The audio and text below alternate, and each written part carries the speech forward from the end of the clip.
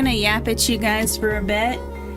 We're gonna hang out a little bit and then I'll hand you right over to Callo. Don't worry about it. But yes, my lovely demon compatriot is going to read you guys some spooky SCP stories today. So yay!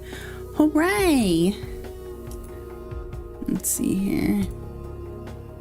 There you guys are. Let me get rid of YouTube chat. Yeah. Hello! Let's see who all is here.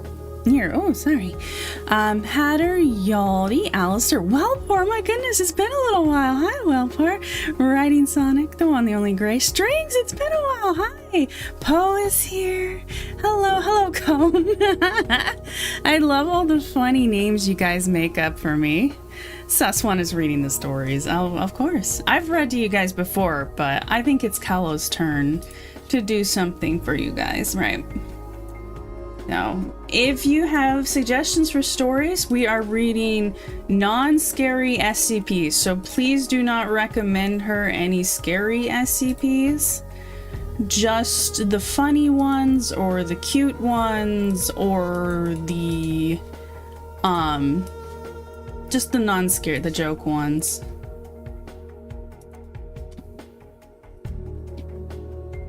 That is the ones we need. So if you guys have a favorite non-scary SCP, please suggest it. Bedtime stories with Callo, Lagas, first name basis now. Hey Aria and chat. Hi Flash. Oh my goodness, it's been a little bit. Hi Flash. I mean, you come in with oh, I'm spacing really bad. You come in with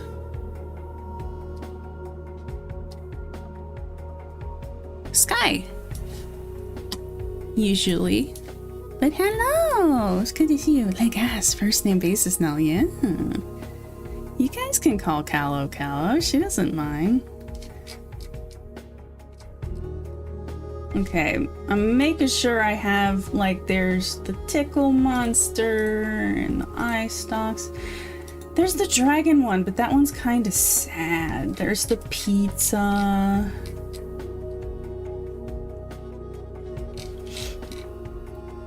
So it might be a little bit of a shorter stream, but you guys are recommended. Sky, yeah.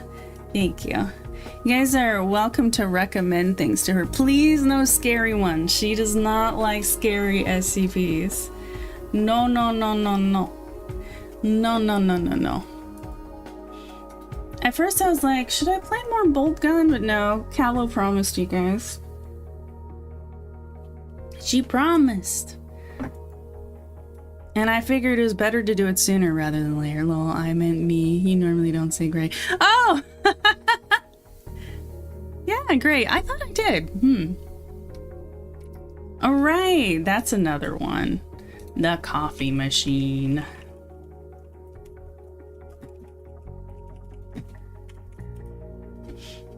There it is.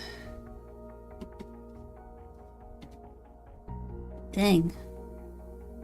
Maybe we should get Callo some hot chalky. Wait, Sky turns head. Yeah, one of my streamer friends. He raids me fairly often, which is very sweet of him. Oh, let me just read what you guys are saying. Counter soup, pasta soup, tap soup to soup on my soup mander way. Greetings, kicks in door. We doing what, mama? Be right there. That was me. Hello, hi, hello, Cone. Of course, the sus1 is reading, like as first name basis. Hey, Aria in chat. Like the sentient marshmallow, whatever that reads the article to make itself seem scary and evil. The sentient marshmallow? I haven't heard of that one. Let me see if I can find it. The sentient marsh. The famous info hazardous marshmallow. Okay, here it is. I found it. Oh, this might spook her at first. There it is. Yeah, that's very silly. It looks very silly. SCP 914. Let me see if I already have 914 up here. I do not, so let me get 914. SCP says the more you recommend her, the longer the stream will be. Oh.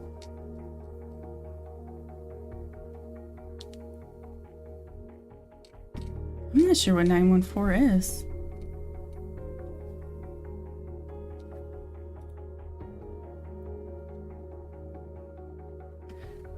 Let's see. Do I got this one? Yes, I do. 3662384.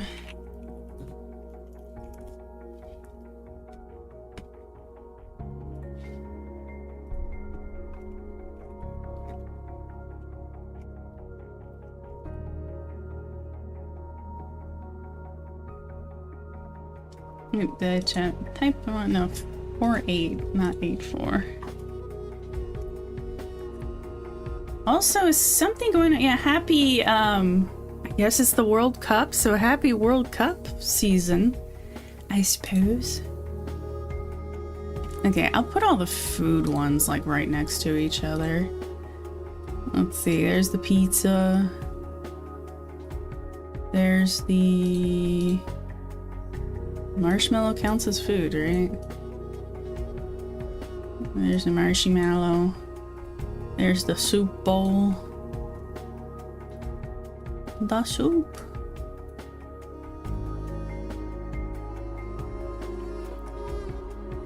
Let me see here. Dude, this car is so ass, and I can watch Khione and VTuber while I'm driving. No, don't watch me while you're driving. No, do not do that. No. Oh, part of 914 is... okay, which one was 914? Okay. Never mind, part of 914 is nonsense. Okay, thank you for the warning. Heard of this new optician? He's quite iconic. Also, howdy. Hi, Kylie. Hi, good to see you. If you have any non-violent, non-scary SCPs to recommend us, we would love to hear them. So I can have Callow read them to you guys today. Coffee machine. Hello, who's that? Oh, it's Baby Saw. You guys won't hear him, but there he is. Baby Saw. Okay, I found another one.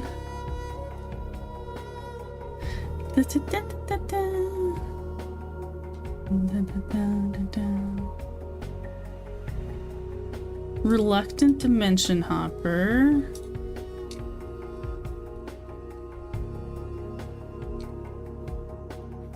Okay, this should be enough. Bear with a patchwork heart. This one is cute, yeah.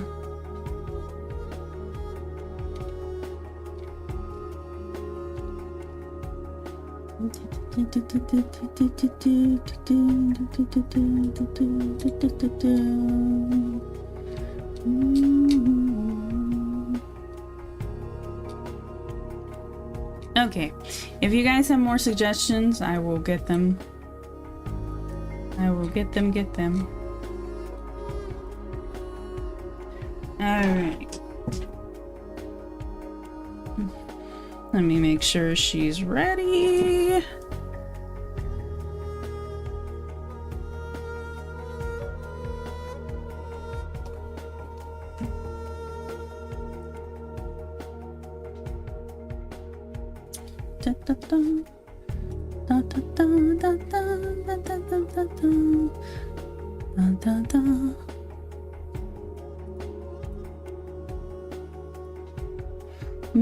No, don't you dare merge without looking. Don't you dare. Oh, I've got another one, a joke one. This one is in all caps with lots of explosions. Okay, thank you, Hatter. The soup? There is the soup one. Yes, we got the soup SCP. This feature so funny, makes me want to merge with... No, vaporize. No, behave. Where do we share SCPs? Either DM them to me or just put it in general right now. Khione, check DMs. I did? I checked DMs? Hatter's sending me things. Wait. I don't...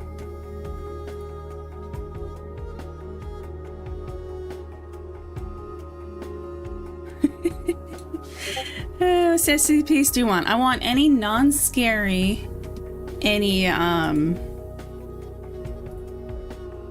joke SCPs. Hold on, guys. Hey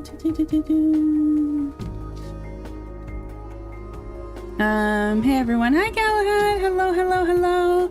I think we'll start reading in a second here. Let me just make sure I've caught up with you guys. Yep. Okay, we have plenty of SCPs for her to read. Oh. Hi. All right. She's sleepy. Oh, Thiago, thank you. Me and Paolo both thank you. She would thank you. She'll thank you in a moment, but thank you for the donation. Let me check it real quick. It is right here. Thank you once again for your usual 25. I appreciate it so much. Thank you for contributing to help free me from this crystal prison. Okay, I'm gonna turn you guys over to the one, the only Hello Kitty. Okay, I'll talk to you guys at the very end of stream.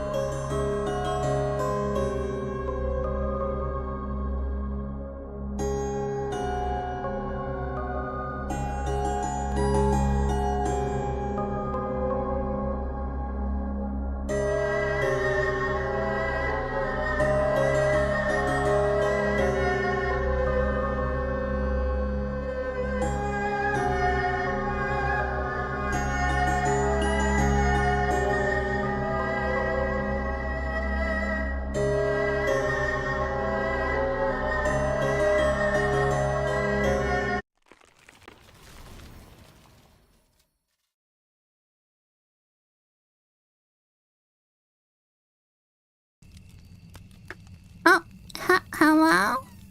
Oh, a familiar has come. Hello everyone. Hi. Yeah, it's only me. Don't be scared. Hi. I'm gonna read you guys some non-spooky SCPs today. Okay? Okay. Can you guys hear the nice fire? Let me see. Yeah, it's night here. Hello! Hello, it's me. Hi, Alistair, and Sonic, and Kylie, and Vaporize, right? Vaporize, and everybody else in chat. Hello, Galahad. Hello, hello, hello. It is me. It is I, the one, the only, your best girl, Callow, your demon girlfriend. Maybe just for a little while. So, hello, hi, hello. So shall we get right into the readings? Let me close the door here. Let's see here. Yes. Okay, I have plenty of adorable and funny stories that have been prepared for me by Khione, the best girl. Oh, thank you, Alistair. I appreciate it. So, as I read each story, I will find an art piece. Usually, the entries have their own, but let me find. I'll find some art to put up on the screen. Some of them might not have art, though, I realized. Like SCP-999, I had to go look for it. So maybe only sometimes I'll put up art, but yeah. Hello, hello, hello. Okay, we are going to start with this little fella. SCP-999. He's called the Tickle Monster. Let's see here. This art is by... Oh, it doesn't say. Oh, there he is. Wow. Some of them might not have pictures though. So maybe I should hold this little fella. You know what? Maybe he'll be our little buddy for the whole stream. How do you guys feel about that? 999 is so cute. All it said on the website is just like a depiction of him. So, okay. Do you guys want a whisper voice? Can you hear the voice when I whisper? Can you hear my voice when I whisper, when I talk like this? Or should I talk like this? Tell me which one you guys prefer. If you prefer just like a light talking voice or a whisper voice. I don't know if it's picking up the whisper though. It should be, right? Let me get this Yeti some water. I think just this voice is fine, right? You guys can hear the nice fire in the background. I might have to turn it up a little. Haha, turn it up, wink wink. I'll put more logs in the fire. There we go. Okay, it should be fine. It's picking up the whisper. Okay. Hey Cal, hi Flash, hello. Hi Yaldi. Did I say hello to you guys? So we'll just hold the little tickle monster here the whole time, here against my chest. He's probably very happy. Okay, I'll do something in between the two. SCP-999. Object Class Safe, also known as the Tickle Monster. Special Containment Procedures. SCP-999 is allowed to freely roam the facility should it desire to, but otherwise must stay in its pen either between 8 p.m. and 9 p.m. for sleeping or during emergency lockdowns for its own safety. Subject is not allowed out of its pen at night or off facility grounds at any time. Pen is to be kept clean and food replaced twice daily. All personnel are allowed inside SCP's 999 holding area, but only if they are not assigned to other tasks at the time or if they are on break. Subject is to be played with when bored and spoken to in a calm, non-threatening tone, just like I am right now. Like, hi little guy. Hi SCP-999. How are you? 999 appears to be a large, amorphous, gelatinous mass of translucent orange slime, weighing about 54 kilograms, 120 pounds, with a consistency similar to that of peanut butter. Oh! Subject's size and shape is easily malleable. Can change shape at will, though when at rest, becomes an oblate dome, roughly 2 meters wide and 1 meter in height. The surface of 999 consists of a thin, transparent membrane, similar to that of an animal cell, roughly 0.5 centimeters thick, and is highly elastic, thin, allowing 999 to flatten portions of its body up to 2 centimeters. The surface is also hydrophobic, although 999 can willfully absorb liquids. See Addendum-A. 999's body is filled with a viscous orange substance of unknown chemical makeup. Though it is capable of digesting organic materials with ease. Thank you for the boop, Sonic. Is butter just thick soup? No, it's butter, Hatter. That's so silly. You guys are silly.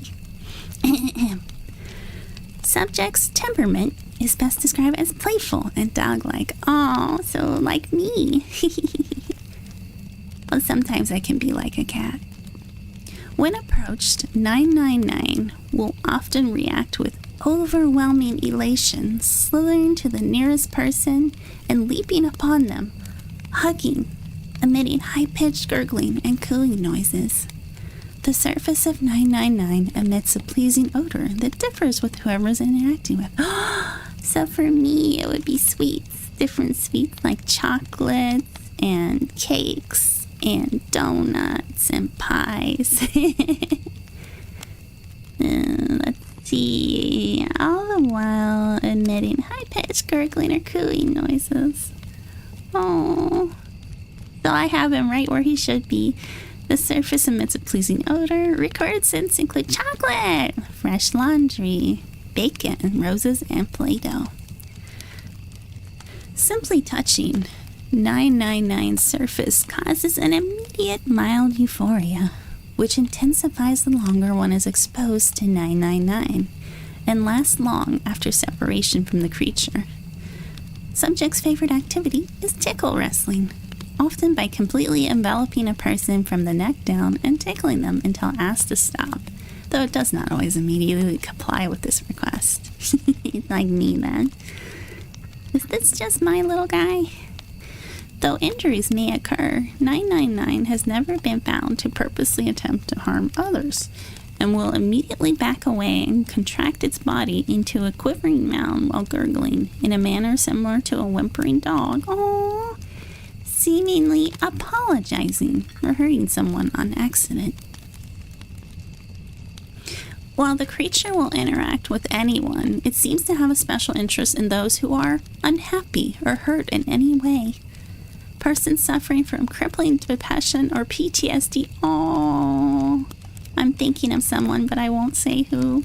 For example, have reported having a far more positive outlook on life after multiple interactions with 999. The possibility of manufacturing antidepressants from SCP-999 slime is currently being discussed. What a mischievous little creature. Yeah, just like me.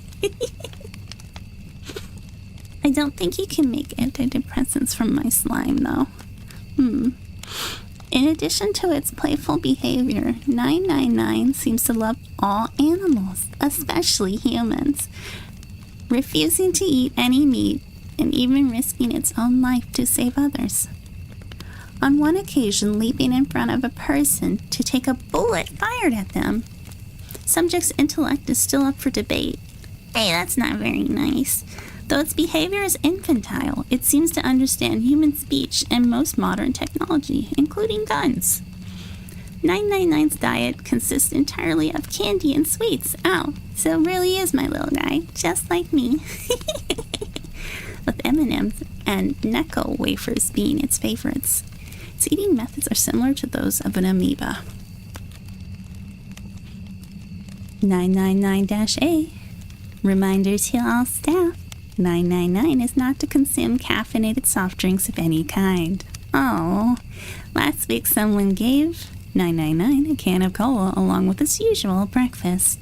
Not only was it literally bouncing off the walls for half an hour, the carbonation made them visibly queasy afterwards, and it refused to move or eat the rest of the day. 999 has thankfully recovered since, but the staff member in question has been reprimanded. Next we have Addendum B. Following is a report from an experiment in which SCP-682, which I hear is a very scary SCP, one of the scariest, is exposed to 999 in the hopes that it will curb the creature's omnicidal rage.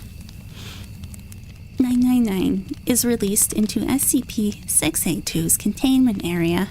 999 immediately slithers towards 682. Elated gurgles. Unintelligible groans growling. What is that? 999 moves in front of 682, jumping up and down in a dog-like manner while calling out in a high-pitched squealing noise. Disgusting. 682 immediately steps on 999, completely flattening it. Observers were about to abort the experiments when 682 started talking again. What is this? Low noise similar to a light chuckle. I feel good. 999 can be seen crawling up from between 682's toes, up along its side and around its neck, where it clings on and begins gently nuzzling with its pseudopod. A white grin slowly spreads across 682's face. Feel so happy. Happy. Happy. 682 repeats the word happy for several minutes, laughing occasionally before escalating into non-stop laughter. As the laughter continues, 682 rolls on its back, slamming its tail upon the floor with dangerous force. Bellowing laughter. Stop! Oh, no, tickling, continues laughing. 682 and 99 continue the tickle fight until 682 finally wears down and appears to fall asleep with what would appear to be a smile on its face. After 15 minutes with no activity, 2 D-Class personnel enter the room to retrieve 999. When it is removed, 682 immediately wakes up and unleashes an unidentifiable wave of energy from its body, all while laughing maniacally. All persons within the wave's range collapse into crippling fits of laughter, allowing 682 to escape and slaughter all in its path. Meanwhile, 999 quickly rescues as many persons as it can, taking them to a safe place to recover from 682's laughter wave, while agents suppress and recontain 682. Despite the tragedy that 682 had brought upon the facility, 999 has not shown any fear towards the creature, and in fact has made gestures suggesting it wants to play with it again. However, 682 has stated the feculent, little unintelligible, can data expunged and die. Oh no, 682 really doesn't like the poor little guy. Memo from Dr. Redacted. While the test was unsuccessful and ended in tragedy, that had to be the funniest thing I have ever seen. I never thought I'd see the day when I would regard SCP-682 as cute. Please send me a copy of the security tapes ASAP. So that was SCP-999, and I'm going to hold him here the whole time because he's a cute little guy. But I will show you guys the next one as well. This is SCP-131, classified as safe. This is what they look like. Oh, that's a bit big. What's these little fellas? So we do have a picture for this one. SCP-131. Object Class Safe. Special Containment Procedures. No special safety procedures are to be taken with SCP-131-A and -B. They are free to travel around Site-19 so long as they do not attempt to enter any restricted areas or attempt to leave the facility. Oh, so just like 999. Casual contact with the subjects is permitted, but it is recommended that such contact be kept to a minimum to prevent the creatures from forming an attachment to personnel. Hourly tabs are to be kept on subject at all times. Failure to account for their presence at these times constitutes a Level 1 lockdown situation.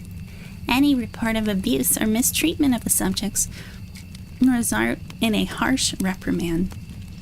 -A and -B, affectionately nicknamed the iPods by personnel, are a pair of teardrop-shaped creatures, roughly 30 centimeters, 1 foot, in height, with a single blue eye in the middle of their bodies.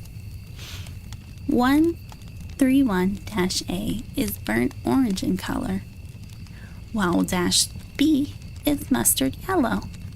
At the base of each creature is a wheel-like protrusion which allows for locomotion, suggesting that the creature may be biomechanical in origin. The subjects can move surprisingly fast, covering over 60 meters, 200 feet, in a matter of seconds. The subjects, however, lacking a braking system, which has led to some rather spectacular, if not overly amusing, mishaps involving the creatures. That is a funny image. The subjects have also shown the ability to climb sheer surfaces and have gotten lost in the air vents. Oh no! On more than one occasion. The subjects seem to have the intelligence of common house cats and are insatiably curious. Oh, just like me. Most of the time, they simply roll about the facility, observing personnel at work and catching peeks at other safe-class SCPs. The subjects seem to be able to communicate with each other via an untranslatable, high-pitched babbling. The subjects have never been observed to blink, even in laboratories when the subjects have been videotaped for over 18 consecutive hours. Oh, wow. Wow. Wow, wow, wow. The subjects seem to respond well to any affection given to them, and will quickly bond to the giver of said affection, much in the same way a puppy bonds with a human being. Aww. They will follow anyone or anything they've made a bond with anywhere, even into normally restricted areas. Although curious, the subjects can sense danger in their general vicinity, and if the object... Oh, I see the hearts. Thank you. Thank you. It's nice. I like knowing you guys are there. Thank you. Although curious, let's see, normally restricted areas. Although curious, the subjects can sense danger in their general vicinity, and if the object of their bond begins to approach something they register as dangerous, Euclid or Keter class, they will swarm around their bonded companion's feet or appropriate extremities, while babbling in a panic tone. Aw, another little babbler, as if to warn them. Because of the daily dangers faced by Site 19 staff in dealing with Euclid and Keter class objects, it is recommended the staff avoid making attempts to bond with the subjects, as it can pose a distraction during delicate operations and experiments and may pose a danger to the subjects themselves. See Addendum 131-1. If the subjects are ignored by their bonding target long enough, they will eventually lose interest and return to normal activities. Aww. It should be noted that the subjects require no real care or maintenance from the site staff. They do not eat, leave droppings, or even sleep. It would seem that the only sustenance they require is visual stimulation, although this requires further study to verify. Subjects -A and -B were found in a cornfield outside Redacted in the year 19 Redacted. They were promptly transported to Site-19 via data expunged and were then downgraded to safe class and given free reign across the site once it became clear they were not broadcasting what they saw to any hostile foreign powers. Addendum 131-1. During an incident that took place on Redacted, the subjects followed one of the cleaning staff on routine cleaning of the container of 173, which I hear is also a very scary SCP. After their normal attempts to warn the cleaner of danger were ignored, the creatures rushed into the container in front of him and the other two personnel on duty. Once inside, the staff members observed the subject sitting in front of 173 and watching it intently, as if aware that it could only move if unobserved. The cleaners ignored the presence of the subject and continued their bi-weekly cleaning as per standard procedures. When the cleaning crew left, the subjects did as well, rolling backwards slowly and never taking their eyes off of 173. Current applications of -A and -B as wardens for 173, and perhaps others which require constant observation, such as 689, are being considered. And that was SCP-131. What is 689? Very scary one. Green soapstone statue. Okay.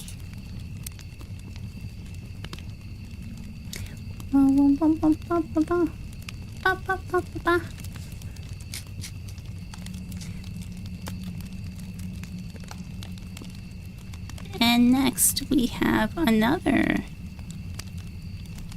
free roaming safe SCP.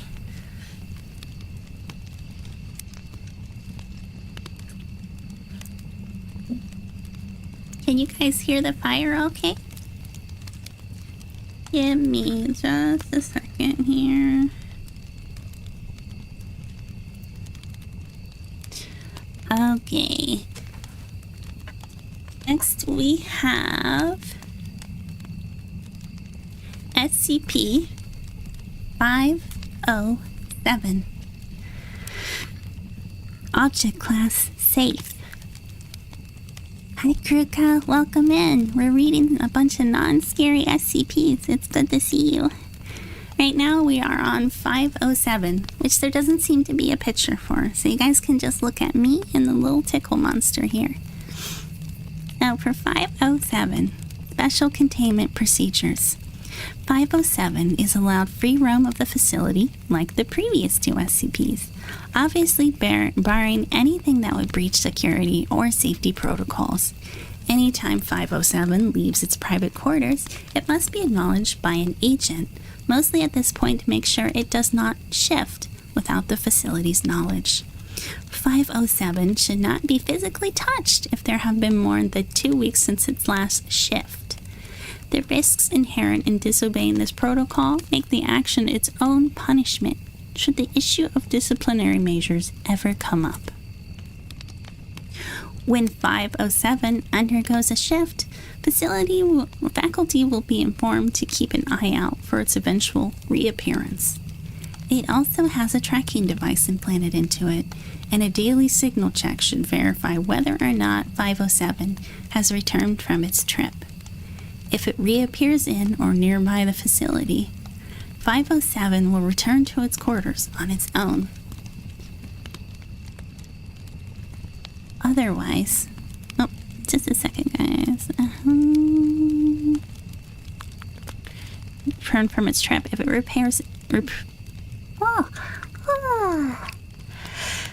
sorry. I'm still a little sleepy. If it reappears in or nearby the facility, 507 will return to its quarters on its own. Otherwise, a retrieval team of 3 plainclothes agents may be sent to provide transportation back. Upon successful return, 507 can be the subject of various physical tests up until 2 weeks after shift. It is worth noting that 507 is allowed a computer with an internet connection via a proxy which strictly limits which information can be uploaded and to where in its room, and may petition to use me with act as a test subject for safe or Euclid SCPs that do not affect mental functions negatively or carry an infectious trait. This is the result of 507's persistently clean record and the implication that if it was ever going to be a security leak, it would have used its faux teleportation powers to do so already. It is also worth considering that 507 is actually below average in most physical traits, and that in even worst case scenarios, any SCP agent should be more than capable of carrying out a termination order. No, it's not too late. If you have more SCP suggestions, put them in general chat, and I will add them. Thank you. I'm glad you liked my yawn. 507 is a Caucasian male with blonde hair and green eyes. Ooh. Sporting no other outstanding characteristics besides being somewhat overweight and speaking with a vague accent of disputable origin. Although 507 has already established a name due to its unremarkable upbringing, it seems to find entertainment in forcing those it meets to give it a nickname in lieu of divulging this information. So, another troublemaker, huh? Can join my gang of little troublemakers. Thus, 507 will now respond to the names Tommy, Steve, Bruto, Guy, Houdini, and Grabnock the Destroyer. That sounds like something from that one game Khione was playing with the Marines. I don't remember what it was called. 507 was originally recovered from the redacted asylum when standard surveillance following repeated successful escape attempts brought its abilities to light. All records of this incident incident were confiscated. And 507 was taken into custody under the pretense of moving it to a more secure facility. The original theory was that 507 possessed some form of teleportation ability, as it would suddenly disappear and eventually reappear in a different location. Subsequent interviews with the subject did verify its ability could be used in such a manner, but that it was a mere side effect for its main affliction. 507 holds that during its periods of disappearance, it is actually displaced into a random alternate reality. The landscape generally stays the same, but the inhabitants and climate of the parallel world often do not. 507 also insists that it has no control over the time and duration of these shifts. This has more or less been confirmed by the subject being known to displace at inconvenient times, such as mid-sentence, while sleeping, or even while using on-site public facilities. Aw, how embarrassing. If 507 moves about in an alternate world, the eventual shift back will then place it at the corresponding area in our reality. A sample list of 507's descriptions of alternate realities can be found in document 507-00. Mentally, 507 shows no large deviations from the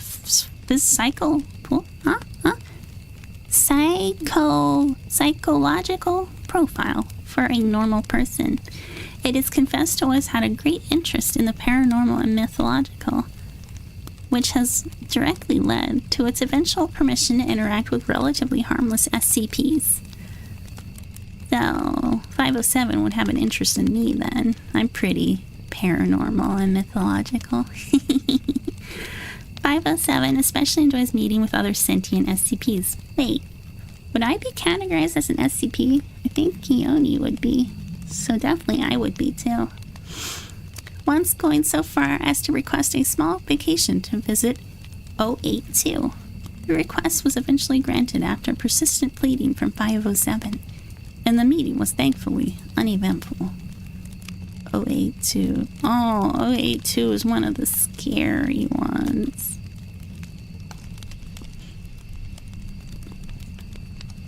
We have some documents here.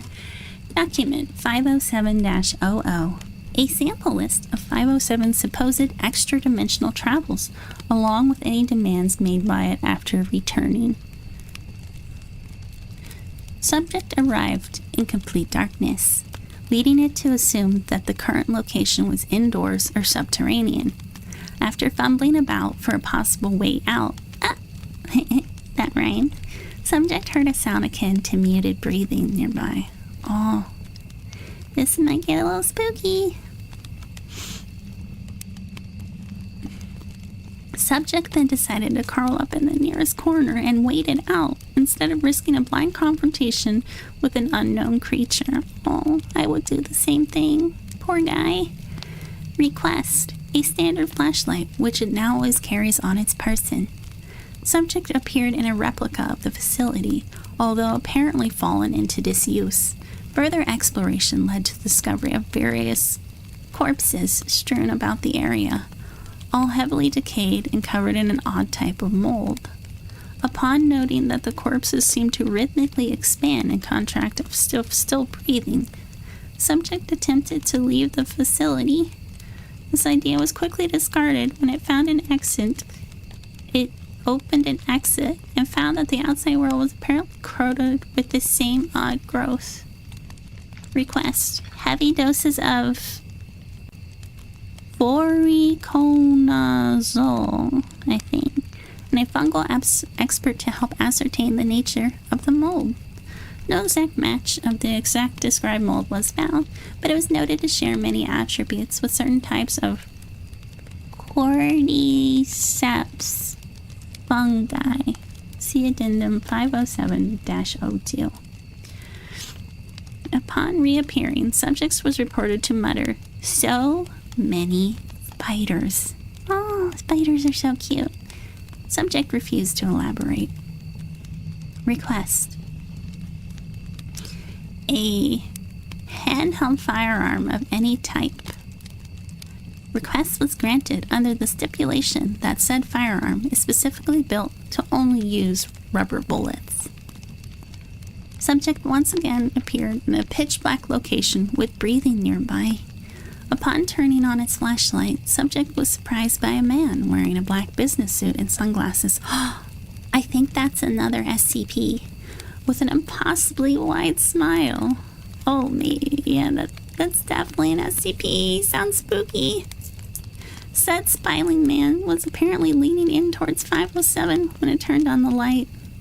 The end result being their faces were almost touching. No! Smiling man then remarked, "Back so soon?" before subject switched the light off again. Discharged all the round in his firearm at the general vicinity of the man. Oh no!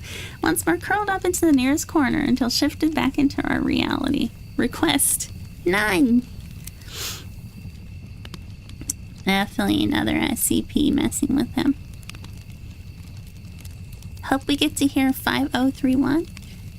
Is 5031 a non-scary one? Let me look it up here real quick. I'll do it after I finish reading. Hold on. Those with Security 2 level clearance, Level 2 security clearance may read a full list by accessing document 507-3B. Those with 507 security clearance should also see interview 507-G for evidence of a particularly noteworthy shift. Agent Redacted went missing on Expunged at the same time as 507. A full-scale search was launched to find either of them, only for 507 to appear a week later. When questioned, it said that Redacted was holding onto its shoulder when it shifted, leading to both of them to appear in an alternate dimension where Expunged. During the ensuing chaos, 507 lost contact with Redacted and could not relocate him before it shifted back into standard reality. A new protocol has been placed in light of this. No one is to come in physical contact with 507 after 2 weeks following a displacement. Reevaluation of previous incidents has shown that there has always been at least 2 weeks between each, so this time frame will be only safe time to touch 507 until further notice. Addendum-01. I don't care how much he grumbles about it. 507 is not clear for challenging 076-2 to 50 rounds of tic-tac-toe. Just no. What is 076? 076 is Keter. Oh, it's a dangerous one. Stone cube and a humanoid entity. Oh, it's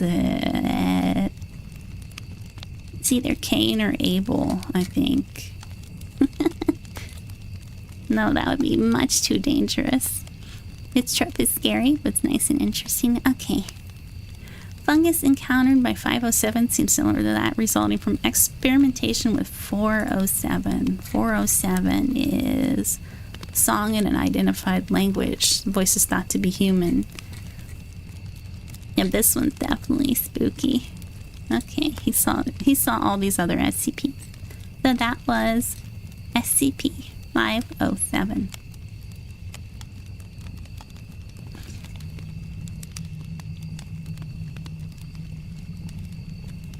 So he's just a unwilling dimensional traveler, it sounds like. So this next one is very, very sweet. And then we'll read some of the food SCPs.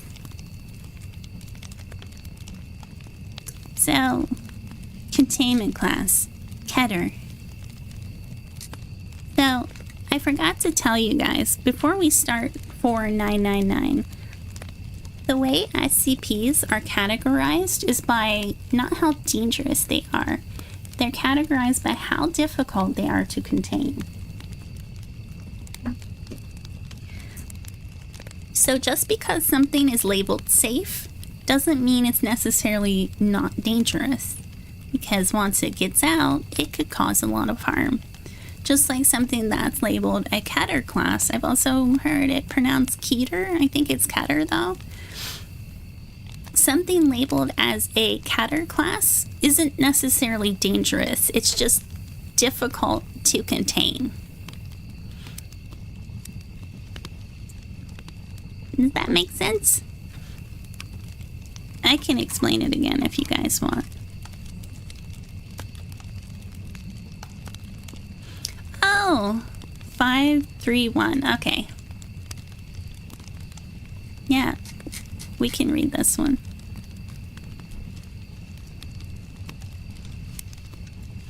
Okay, let's go on with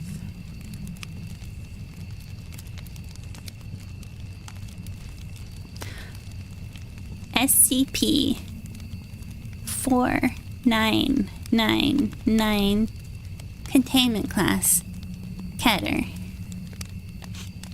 Special Containment Procedures. Due to 4999's unwillingness or inability to appear before more than one person at a time, in addition to the subsequent and immediate death of any who witnessed it firsthand, it is effectively self-containing. Any reports of 4999 manifestations captured by security camera feeds, photographs, or similar are to be investigated, and the media confiscated for analysis. All secondhand witnesses among the civilian populace are to be amnesticized. And we do have a photo, so let me get it for you guys. This is the fella right here. And underneath the photo, it says SCP-4999, circa 1973. Photo taken by professional photographer Gustav Burger 3 minutes before his death. So he just looks like a normal human fellow who's smoking. Description: 4999 is a humanoid entity of unknown origins and compositions. Its physical appearance varies, with dark form-aware being the only constant between manifestations. Due to the rarity of recorded 4999 manifestation events and the highly specific circumstances in which they occur, little data concerning its nature or intent is available. However, its behavior is consistent across all recorded sightings. 4999 will manifest only in the presence of one solitary human person at a time. All subjects recorded to date have been in terminally poor health, critically injured, or on their deathbeds. I know this sounds scary, guys, but I promise it's not. With 4999 appearing nearby and within sight of the individual not more than 20 minutes before their expiration. It will only appear if the subject is conscious and alone. It will not appear if the subject is comatose, asleep, or unconscious. Nor will it appear if they are being cared for by, in the company of, or otherwise being directly observed by another person. Upon manifestation, the entity will seat itself directly adjacent to the subject's bed, if such furniture is available. If not, it will remain standing or sit on the floor/ground in whatever configuration will allow it direct access to the subject without causing disturbance. Once situated, it will remove a pack of cigarettes from its left inside jacket pocket and offer one to the subject. If the subject accepts, 4999 will place it between their lips, remove one for itself, and light both. If the subject declines, it will light and smoke the cigarette instead. The entity will make physical contact with the subject, typically via holding their hand, placing its hand atop theirs, or resting its hand on their shoulder. He's very sweet. 4999 will then remain with the subject, silent and unmoving until they have passed away. It has not been seen to engage in any other activity or behavior and demanifest immediately upon the subject's death. The subject's cigarette, however, will remain, providing the only physical evidence of 4999's presence. No subject thus far has been seen to recoil from or otherwise resist the entity, nor have any attempt to engage in conversation. Despite multiple instances of subjects acknowledging the entity's presence via eye contact, adjusting posture to replicate or facilitate the enemy. Oh, and you get Basidi some water. Hold on.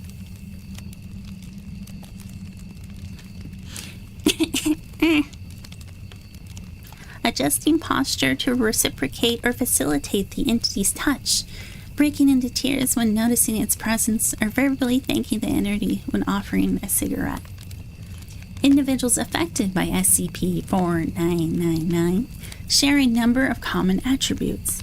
Research into identified subjects has indicated that the SCP is more likely to appear if an individual lives alone, is non-religious, is impoverished or homeless, displays a history of mental illness, is a military veteran, has no criminal record or has never been convicted of a violent crime, has no currently surviving family, is unmarried or otherwise lacks a significant other, has little to no social standing in their community, does not exhibit any record of significant professional or personal accomplishments, has few to no mutually beneficial interpersonal relationships, or exhibits qualities in life history that have rendered the individual nondescript, anonymous, neglected, or otherwise unremarkable or insignificant by the standards of their respective society. No testing involving 4999 has been authorized or attempted, due to available data indicating that observation of a subject precludes its manifestation, as well as ethical concern. Discovery. The SCP was initially discovered as a result of its emergent status as an urban legend. With footage of the entity appearing on hospital security cameras worldwide being disseminated, I think, via the internet and various television programs. A minor disinformation program was put into effect to maintain this public image, and 4999 was officially registered on November 27, 1998. In the years following the SCP's classification, additional research and cross-referencing with accounts of similar phenomena have suggested that while concrete evidence of this SCP's appearances are become more commonplace due to the advent of photography and video recording technology in the modern era, writings and artistic depictions of a figure exhibiting similar properties, behaviors, and physical resemblance to 4999 exist throughout world history, culture, and mythology, with some accounts being thousands of years old, in some cases predating human civilization. It is not currently understood how pre-modern cultures would have been capable of detecting the SCP's presence. Investigation is ongoing. And that was SCP-4999. So he's like an entity that comforts those who are dying, especially if they don't have anyone there to comfort them, whether in person or in their thoughts. So he's very nice. I think next we will read the food one. So we have the pizza, we have the coffee, we have the soup, and we have this rascally little marshmallow. I think that's all the food there. Okay, we already...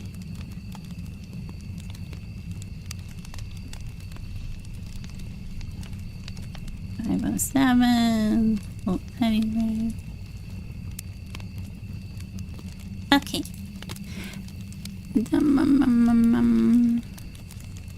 Next we have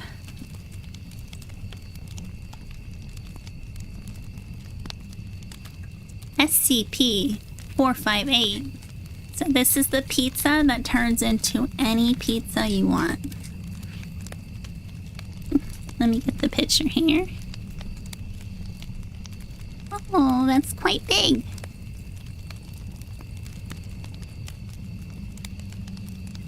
There we go. The object class, of course, is safe. SCP-458. Special Containment Procedures.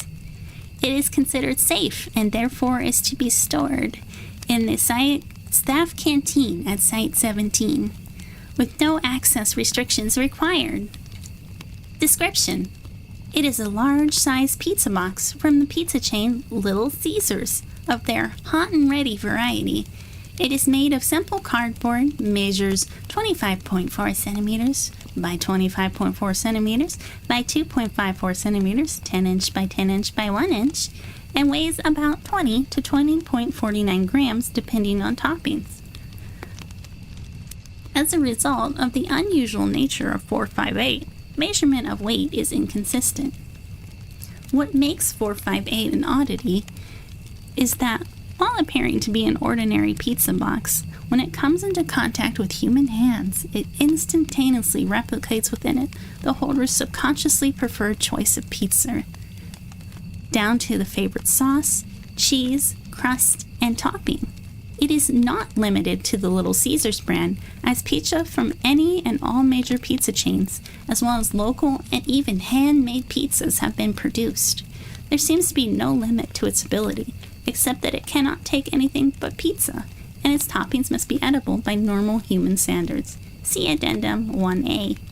The box is also rather indestructible, as all tests to destroy or dismantle the box have proven fruitless. Hi Roderick, welcome in. Hello, hello. Oh, did I ever say how cute it is that you call me Moonchild? We're doing fine. I'm just reading some non-scary SCPs for you guys. Yep, it's not limited. It's not just Little Caesars, so don't worry. It is assumed the box is semi-sentient, having at least enough telepathic or empathetic ability to sense what the holder's personal choices regarding pizza are. After consistent testing showed SCP-458's seemingly infinite power to generate pizza, but with little other use, it has henceforth been placed inside the canteen at Site-17 for free use by personnel. After its open usage has been allowed, personnel morale has shown to have sharply increased. Aw, they're just happy to have a yummy pizza. Addendum 1A. Upon testing SCP-458 with SCP redacted, the subject took a bite of the slice, which appeared to be garlic-free slice of sausage and olive pizza on wheat crust. This was met with the response, "It's a fine slice, but I rather would have preferred a different sauce." It was inferred that the box cannot use substances that are indigestible by regular human bodies. Further testing confirmed this. Oh. 458 with SCP redacted. I wonder if it's one of the SCPs that either drinks blood or human flesh. Addendum 1B. Please see document 458-1A. 458-1A. Let me see here. I'm not sure. Document number 458-1A. Oh, it's right here. Silly me. I would just like to remind all staff that just because we have a pizza box that can constantly create pizzas for you does not mean you can just sit around and eat pizza all afternoon. Yeah, you're working. You're at your job. If continued abuse of the box continues, coupled with reports of personnel gaining unhealthy amounts of weight, I may be forced to implement a mandatory physical training regimen following lunch hours. Dr. Del Moreno? Document 458-1B. For simple curiosity's sake, and to perhaps get a better idea of the mindset of certain SCPs, I have compiled a list of sentient SCP reactions when holding the box. So some of you guys, I won't look up all of these because there's quite a few. I'll just read off a few of them. So for SCP-035, we have large extra sliced onions, Greek-style pita bread, extra sauce, Parmesan cheese. For SCP-049, that one sounds very familiar, so I'll at least look at that one. It is the Plague Doctor. He has a very sexy voice. SCP-049, small, French bread style, thin crust, thinly sliced onions, extra olives. SCP-076-2, large, meatballs, pepperoni, bacon, Canadian bacon, sausage, hamburger, thick crust. SCP-166, small, oregano, olives, no sauce, thin crust. SCP-343, large, almost every topping imaginable, over 100 distinct foods identified. Oh, this one sounds a little scary.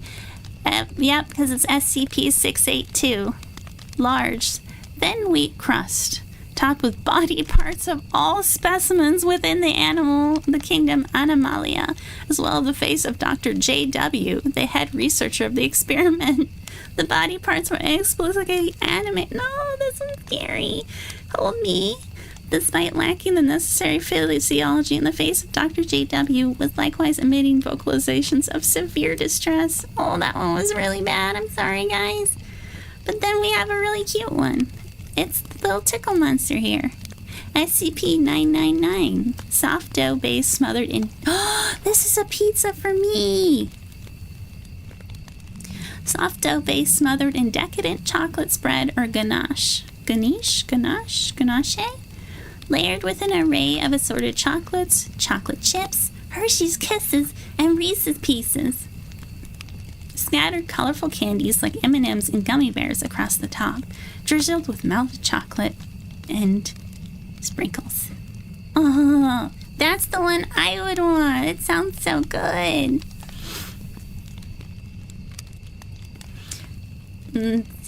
Oh, one has cinnamon on it. One has a metallic taste. This one's really, this one's kind of long, but it's one of the doctors, not one of the SCPs. Dr. Wepler? You guys familiar with that name? I'm not.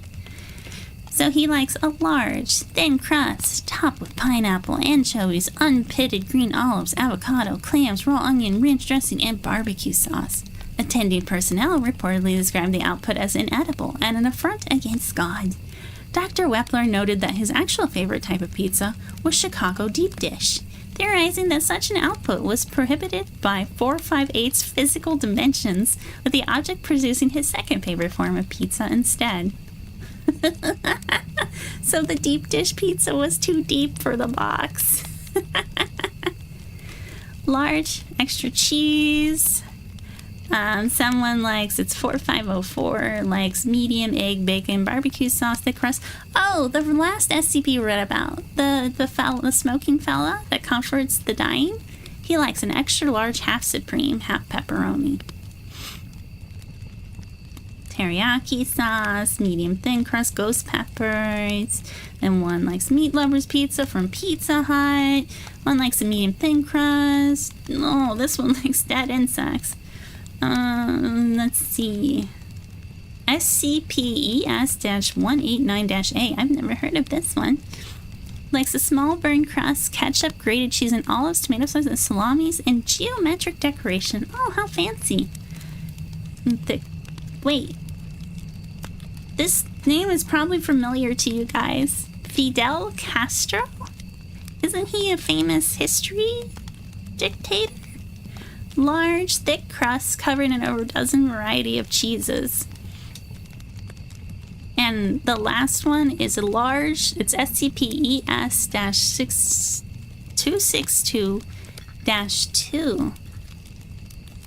A large, thick crust pizza manifested in a bowl-like shape, filled entirely with milk high in calcium. I just read a few of these. Oh, here's another funny one. SCP-ES-090. Pizza covered in toppings not identified currently to be of extraterrestrial origin. Or currently believed to be of extraterrestrial. It claimed it was the most delicious food she has ever eaten. Let me see here. Is that an SCP? It's for Latin America, it seems. Further testing on SCPs may reveal some odd characteristics about the SCPs themselves, and is suggested. Dr. Crane? Update. Further cross-testing is permitted, but requires approval and supervision due to safety concerns. Doctor, redacted. It looks like about the same length, so it might be the same doctor. Okay, we have some footnotes here.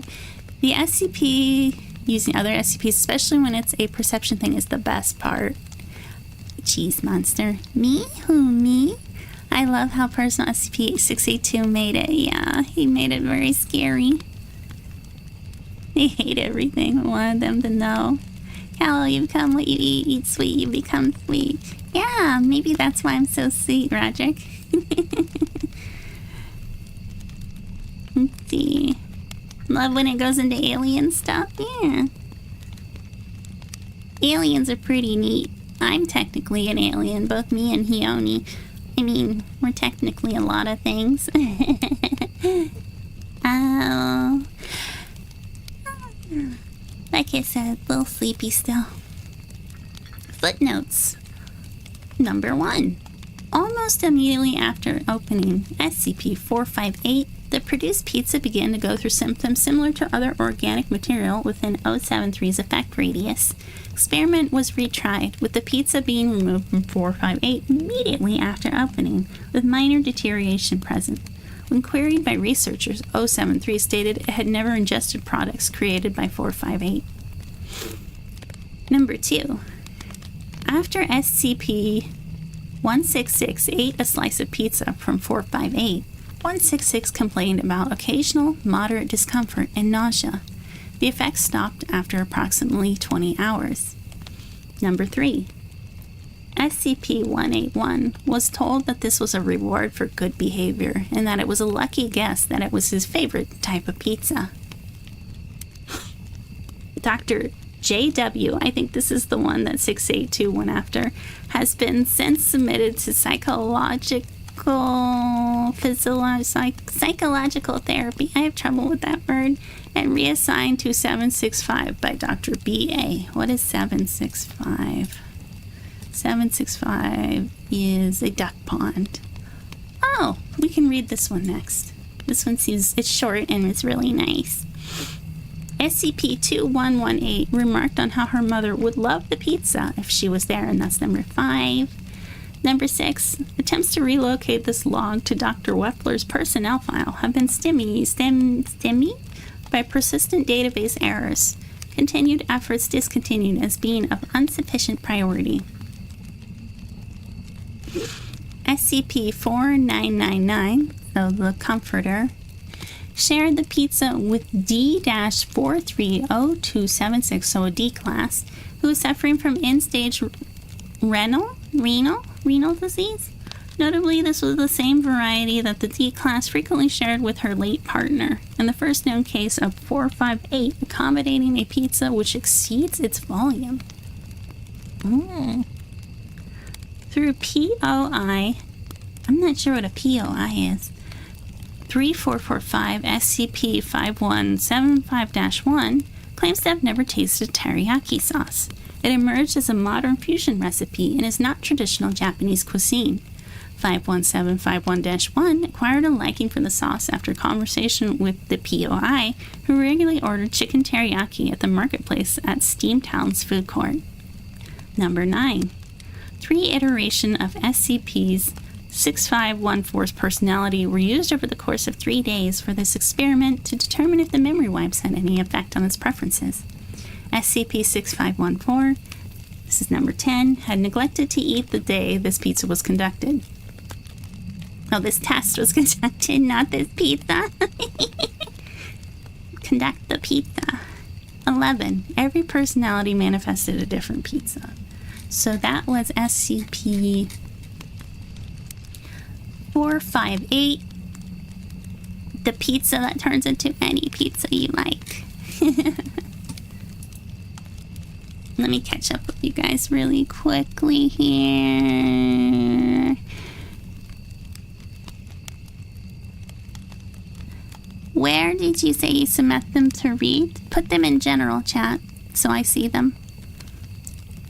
Pizza, SCP, love when it goes in alien, Galahad. This is really relaxing. Nothing like a demon girl reading about odd and bizarre creatures. The pizza was a wholesome one. Yeah, it's a very wholesome one. I knew you guys would like it. Now I want pizza. I want that dessert pizza.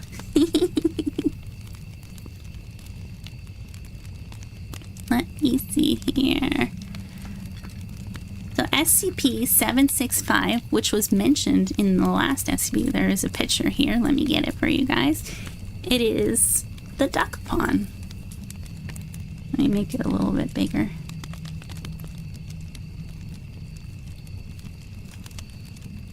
Maybe that's too big. There we go. SCP-765. Object Class Safe.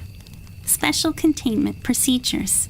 765 is to be isolated from the rest of Site-88 by a wire fence of at least 1.22 meters. Instances of 765-1 are harmless beyond this area, and 765's effects are negligible at this range. 765 is to be staffed with a rotating group of researchers and guards.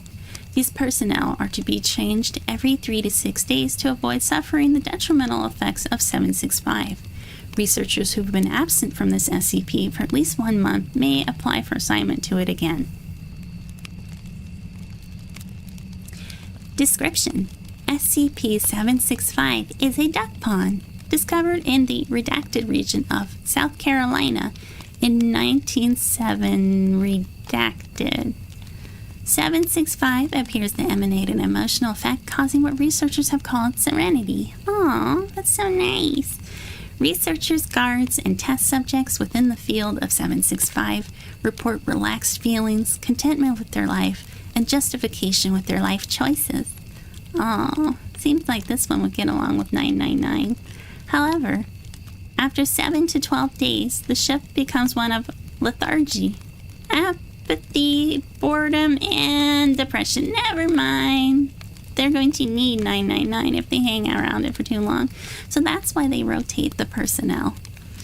Further shifts beyond this are currently being monitored, with D-class test subjects having been in the effect for over a redacted. Psychological reports on all these subjects are available at request with approval from Dr. G. Due to its relaxing nature, 765 is regularly assigned to researchers undergoing severe stress or lethargy. The effect does not appear addictive or mimetic in any way. Addendum-1 from 1907 redacted. Unsurprisingly, several members of the Entourage family showed up today, classified -1. While they do not appear affected by -765, these are the ducks, I think. Staff have reported that the degree of jollity has been observed in participants, and the speed with which the negative effect is reported seems to be diminished. Recommend further research with other species of waterfowl. Dr. Redacted. Okay, back to some of the food SCPs. We have the coffee one, we have the soup, and then we have... Oh, I know what this one is. I won't ruin it for you guys. Okay. Let me get you the picture of the next one. This is SCP-294 at the time of its discovery. Object Class: Euclid. SCP-294. Special Containment Procedures. There are no standard special containment procedures on file for SCP-294. However, only personnel of security clearance level 2 or higher are allowed to interact with it. See Document 294A. 294 is currently being stored in the second floor personnel break room and is monitored by 2 guards of security clearance level 3 at all times. I thought it was just a coffee machine. Why would they need so much security? It seems a bit sus. Description. Okay, let me get more water here.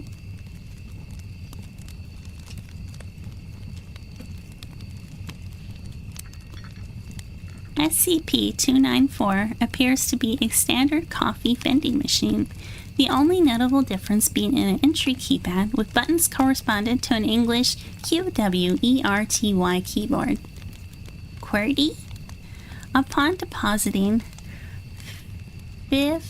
50 cents US currency into the coin slot. The user is prompted to enter the name of any liquid using the touchpad. Oh, any liquid, so it could be dangerous things. Oh, hello, we have someone new. Hi, Squash Dog, welcome in. My name is Katie, also known as Callow. Welcome to the Entourage. Hi. We are reading some non-scary SCPs today. I am not the one who's usually here. Usually it is my dear, lovely Khione. She is an angel and I am a demon. So it's my turn today. But hello, Squash. Welcome in. Upon depositing 50 US cents, the user is prompted to enter the name of any liquid. Upon doing so, a standard 12-ounce paper drinking cup is placed and the liquid indicated is poured. 97 initial test runs were performed, including requests for water, coffee, beer, and soda. Non-consumable liquids, for regular humans I suppose, such as sulfuric acid, wiper fluid, and motor oil, as well as substances that do not exist in liquid state, such as nitrogen, iron, and glass, and each one returned a success.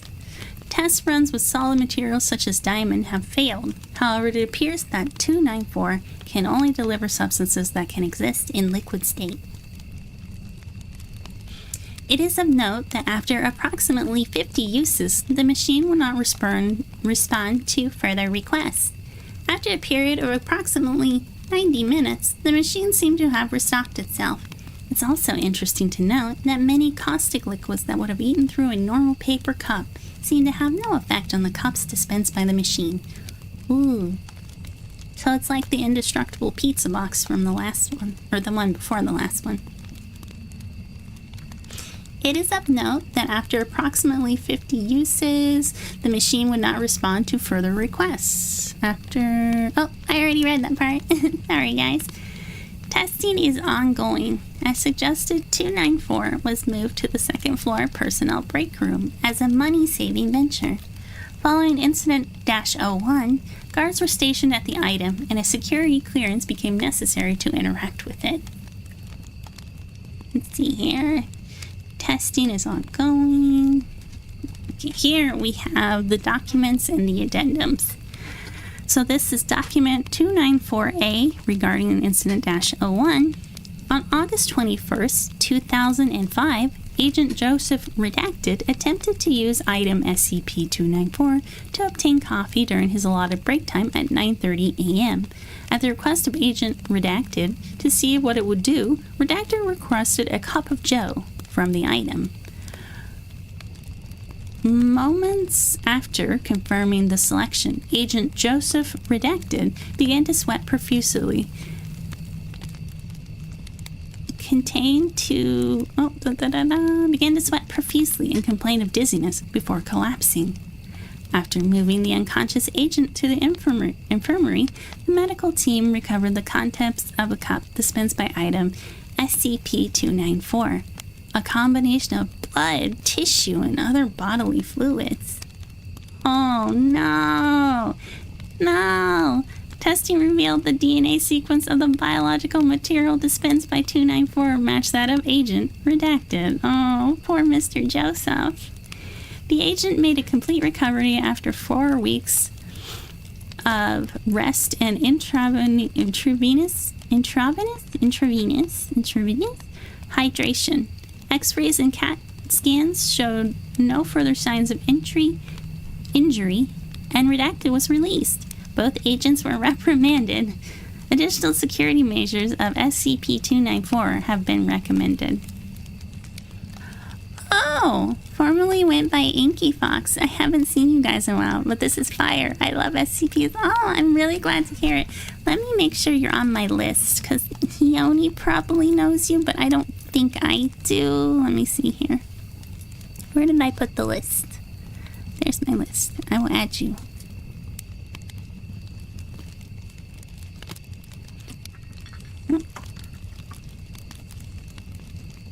Inky Fox / Squash Dog. There we go. I have added you to my list. So I can remember you, because I also have not a great memory. I'm glad you're excited though.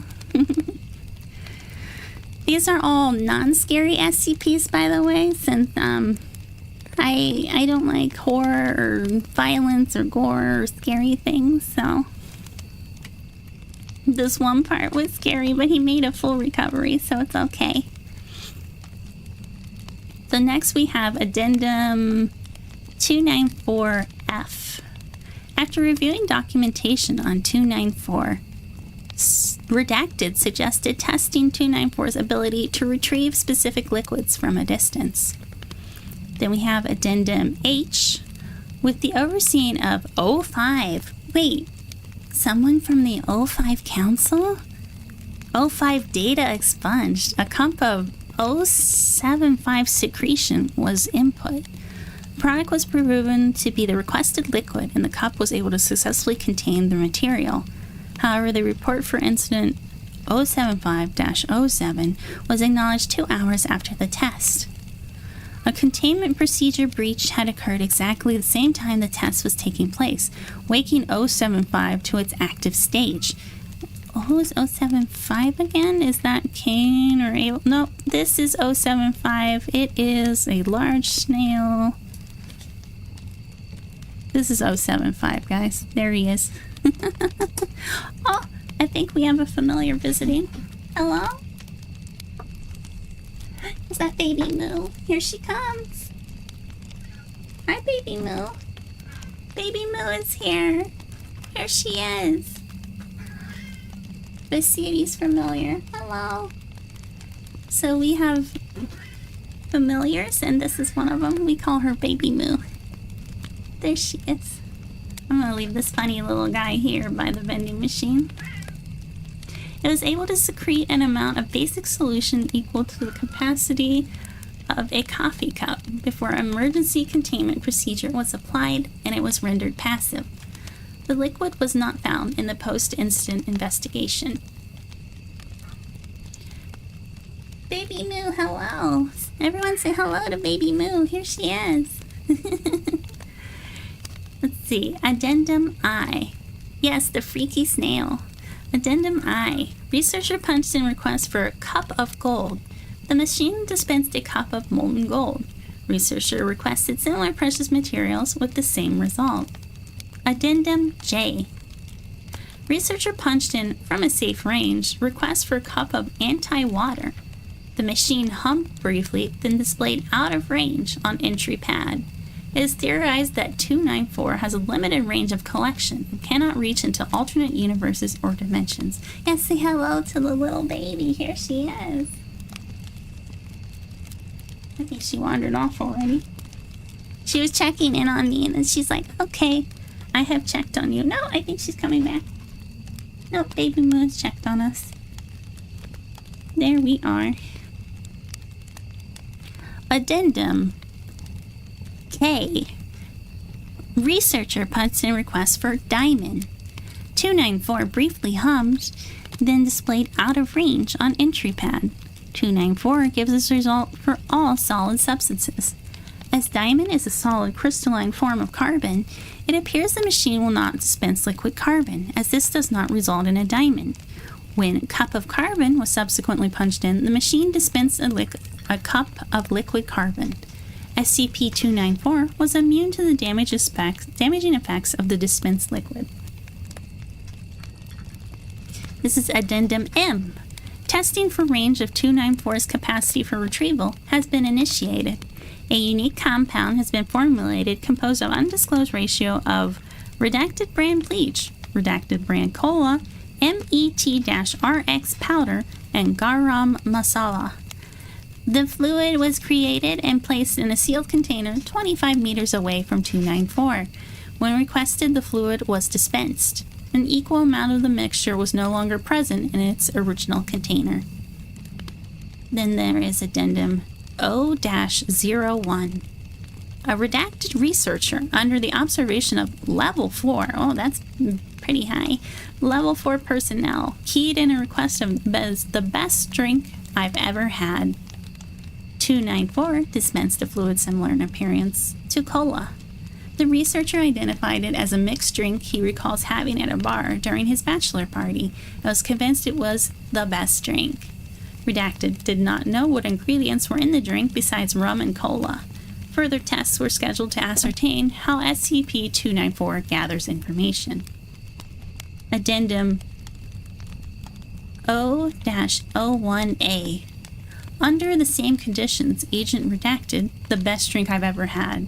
294 delivered a dark fluid topped with white foam, which was later identified as Vienna Lager. The cup was printed with a color picture of 5 men and 2 women drinking beer on the beach. Redacted was one of them. In his briefing, this agent confirmed that his favorite drink ever was a Vienna Lager he consumed at the beach with his friends. It has now been confirmed that 294 has the ability to directly gather information from someone's mind in order to comply with the given conditions. Addendum Q-01. Subject keyed a perfect drink. The machine dispensed a cup containing an odorless lavender liquid. After drinking it, the subject appeared to go into shock.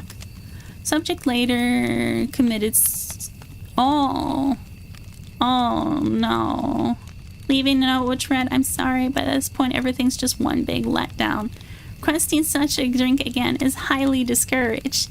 None of the components of the drink have yet been identified." Couple of the SP are food grading based? Okay. I don't know if we'll read all of them because that's quite a few. And I can only read for so long, but I'll see how many of them I get to. He what? Yep. He decided to not live anymore. The drink was that good, I suppose. Wow.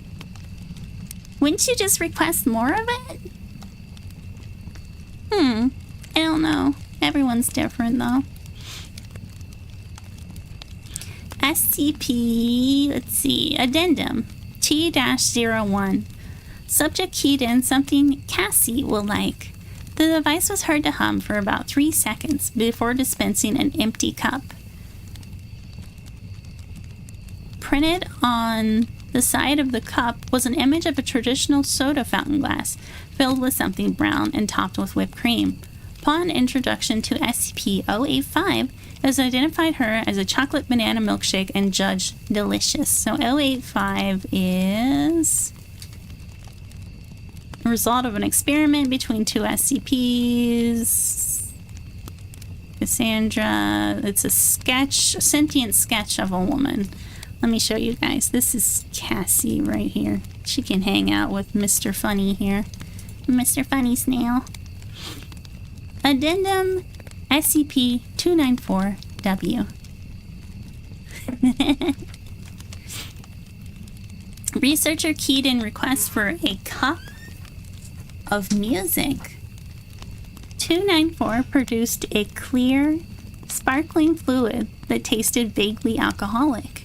Following ingested, subject reported feeling and not hearing a continuous rhythm and demonstrated the ability to move and even dance with a certain fluidity that he had not previously shown. Testing on other abstract concepts is continuing. Addendum AB. During a mass security breach, a redacted agent requested a cup of pertinent medical knowledge while taking shelter inside the second floor break room. Of the 4 agents in the room, the redacted agent was the only one who was not injured. 294 poured a cup of a clear green liquid. Following the ingestion of the substance, the agent began mending the other agent's wounds in a manner consistent with Foundation medical training. The agent no longer has the training that the liquid provided, and any other attempts to recreate the effect have failed. The agent has speculated that this event was an emergency measure taken by the object to ensure self-preservation. It says it's clear and green. Isn't there a ring that heals you? Yeah. 1714. We can read that one after the soup. Let's see here. So it dispensed a liquid that's the same color as a ring that heals every illness, I believe. Addendum 294AC. A redacted doctor requested my life story from 294. It made a humming noises and shook violently for approximately 3 minutes before providing a highly viscous, opaque black liquid. Upon consumption, the doctor reported that he remembered everything that had ever happened to him. Following his test, he entered his office and returned 48 hours later with a 538-page autobiography. Oh, wow. Addendum 294AD. Researcher produced request consisting solely of the phrase, "surprise me."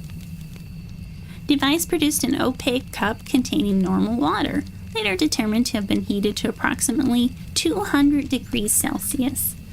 Upon receiving a vibration from transport, the contents of the cup turned into steam, violently spraying boiling water in a 2-meter radius. Oh, that wasn't very nice. Addendum 294AF. Researcher produced requests for blood of Christ. 294 vibrated and produced the message. This is Latin. My Latin is not very good, but I will try. Hic est enim calix sanguinis mei. Then produced sanguineus, I think. Then produced a paper cup containing approximately 0.12 liters of red grape wine. Oh, I think I understand that. Let me translate this for you guys. For this is the chalice of my blood. These are sacred words of consecration spoken by a priest during the Catholic Mass. These words form the central core of the liturgy of the Eucharist, signifying the transubstantiation of wine into the blood of Christ. The holy blood. Let's see. Addendum AG.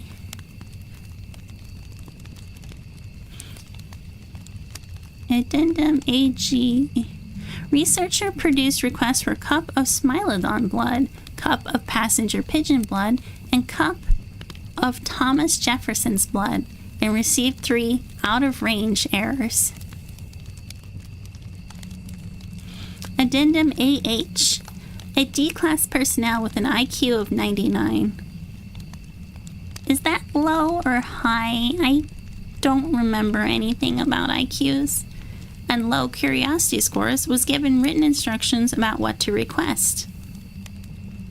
Yeah, it was a cup of blood. The D-class personnel produced a request for blood of Canis lupus and received a cup of liquid subsequently identified as wolf blood. The D-class personnel next produced a request for saliva of Equus ferus capulus and received a cup of liquid subsequently identified as horse saliva. These are some strange requests. The D-class personnel next produced a request for urine of Phascolarctocinereus and received a cup of liquid subsequently identified as koala urine. This is very sus. The D-class personnel next produced a request for cerebrospinal fluid of Phoberomus pattersoni and received a cup of liquid currently undergoing analysis. It is to be noted that Phoberomus pattersoni went extinct during the late Miocene epoch, approximately 8 million years ago. So wait, that one's a bit confusing because it's said out of range for the other ones, right? But then this extinct one, it produced the blood. Or the fluid. It's supposed to be extinct. Very mysterious. This one is Addendum AI. Don't worry, guys, it's not AI. Dr. King produced a request for a cup of room temperature superconductor and received a cup of apple juice with seeds floating in it. I don't understand that one. Then this one is addendum AJ. Dr. Menchu produced a request for a cup of D-number. Well, I guess I'll read it for you guys. 151839's leukemia. Received a cup of fluid. This fluid was microscopically examined and found to contain leukemia blast cells, which were a genetic match to D-151839. A request for a cup of leukemia resulted in an out-of-range error.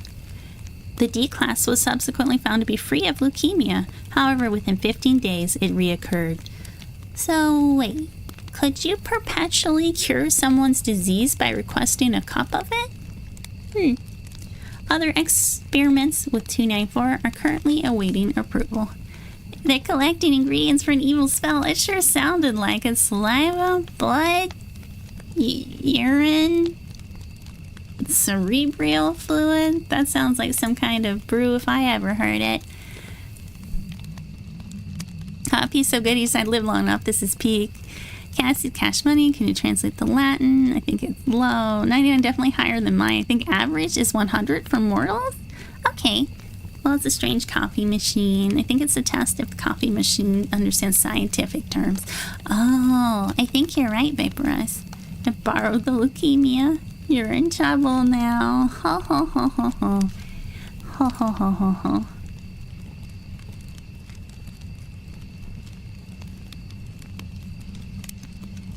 So this is another food one. Let me get water here.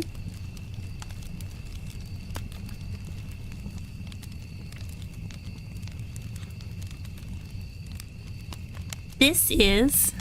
Okay, let me... This will be faster. Doop. Let me get you guys the soup. Oh, that's very large. Oh, that's very yummy looking soup. Let's see here. So this is SCP-348. It looks like it's a bowl of noodle soup. Object class. Safe. Special containment procedures. 348 is to be kept in a standard locker at Site 19. Baby Moo? Is that you? Baby Moo? Thought I heard her. 348 is to be kept in a standard locker at Site 19. Personnel wishing to conduct tests involving 348 are to obtain level 3 or higher authorization and present a detailed list of intended test subjects. Okay. Description.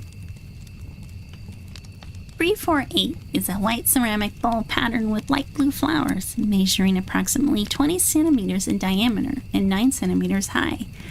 While no maker's marks are present, the Chinese characters for "thinking of you" are etched into the side of the bowl. When in the presence of an individual afflicted with a minor ailment or injury, mild cough, runny nose, scrapes, 349 will fill with soup.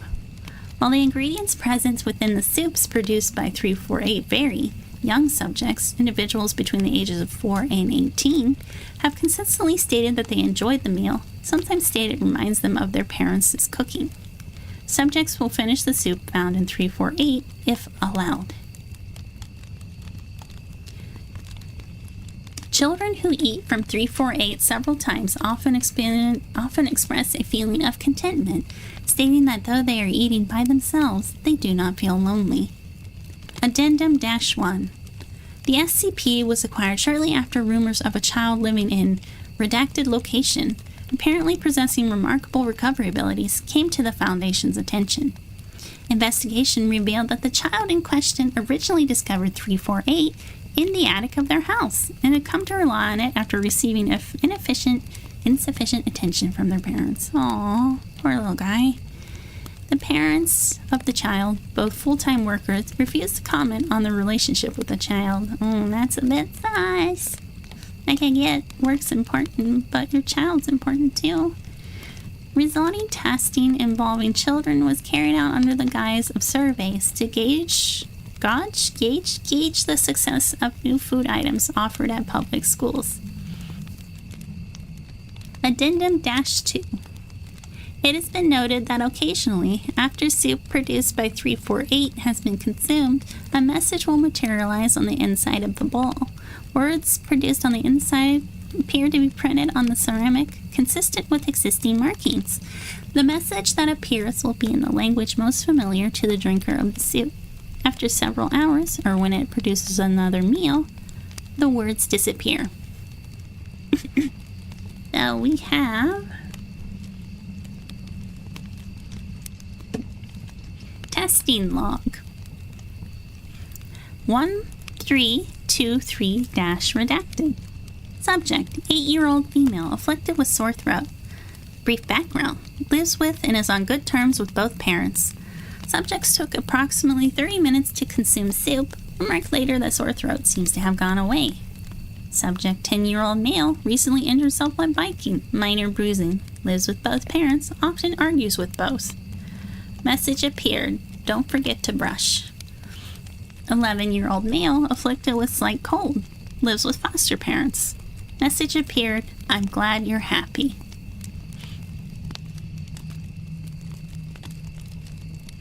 9-year-old female, afflicted with a slight cold. Lives with both parents, said to be prone to tantrums. Nothing of note occurred during or immediately after testing. Subject stated while she didn't particularly care for the soup after tasting it, she still wanted to eat it. Follow-up investigation revealed that the subject recovered from the cold faster than was expected. 6-year-old male recently injured self while playing with friends, minor scrapes and scratches. Parent divorce, currently lives with mother. Message appeared, I'm sorry, son. 7-year-old female afflicted with cough. Lives with mother and grandmother. Father deceased in a traffic accident. Message appeared, I love you. Addendum-3. Testing has revealed that in the event that someone older than 18 years of age attempts to consume the soup created by SCP-348, the individual will find that they are less inclined to finish the meal. Some such individuals will remark that something is missing. Most will simply state that the soup was nothing out of the ordinary. Further studies carried out with older subjects indicated that though messages will appear for individuals older than 18, the appearance of the messages is worn and faded. I wonder why. Testing log 348-2635-redacted. Note, it was observed that though over 100 subjects were tested, only 4 individuals received messages from 384. Subject, 30-year-old female afflicted with headache. On poor terms with both parents, refused to accept father's offer for career training, currently lives alone. Message appeared. Why? 35-year-old male afflicted with cough. Parents divorce, visits father and stepmother once a month, does not visit mother on her insistence. Message appeared. It'll get better. 40-year-old female afflicted with sore throat. Moved away and became estranged from both parents, nevertheless sent money and took care of senior housing for both. Father recently passed away. Subject noted that the soup initially tasted bitter, but was fulfilling in the end. Message appeared. Thank you. Subject, 40-year-old male afflicted with minor backaches. Brief background. Murdered father. Oh no. Apparently 1 year ago.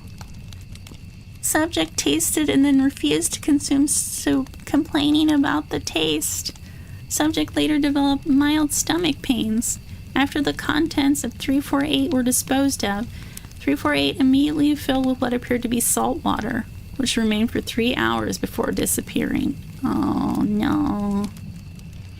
45-year-old male afflicted with aches due to arthritis.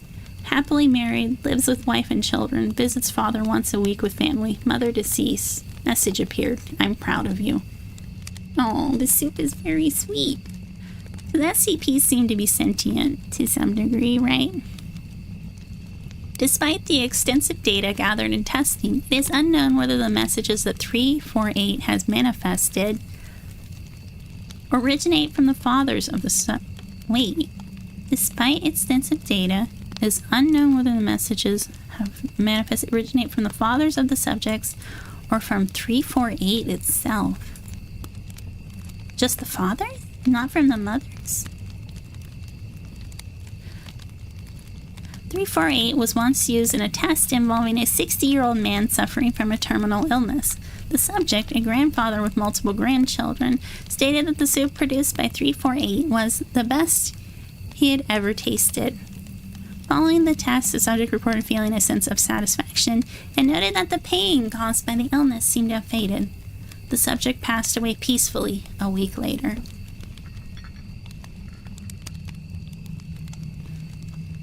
Okay, let me catch up with you guys and get water.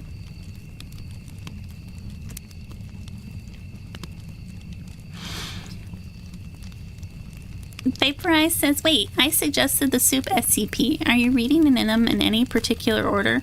I'm actually not.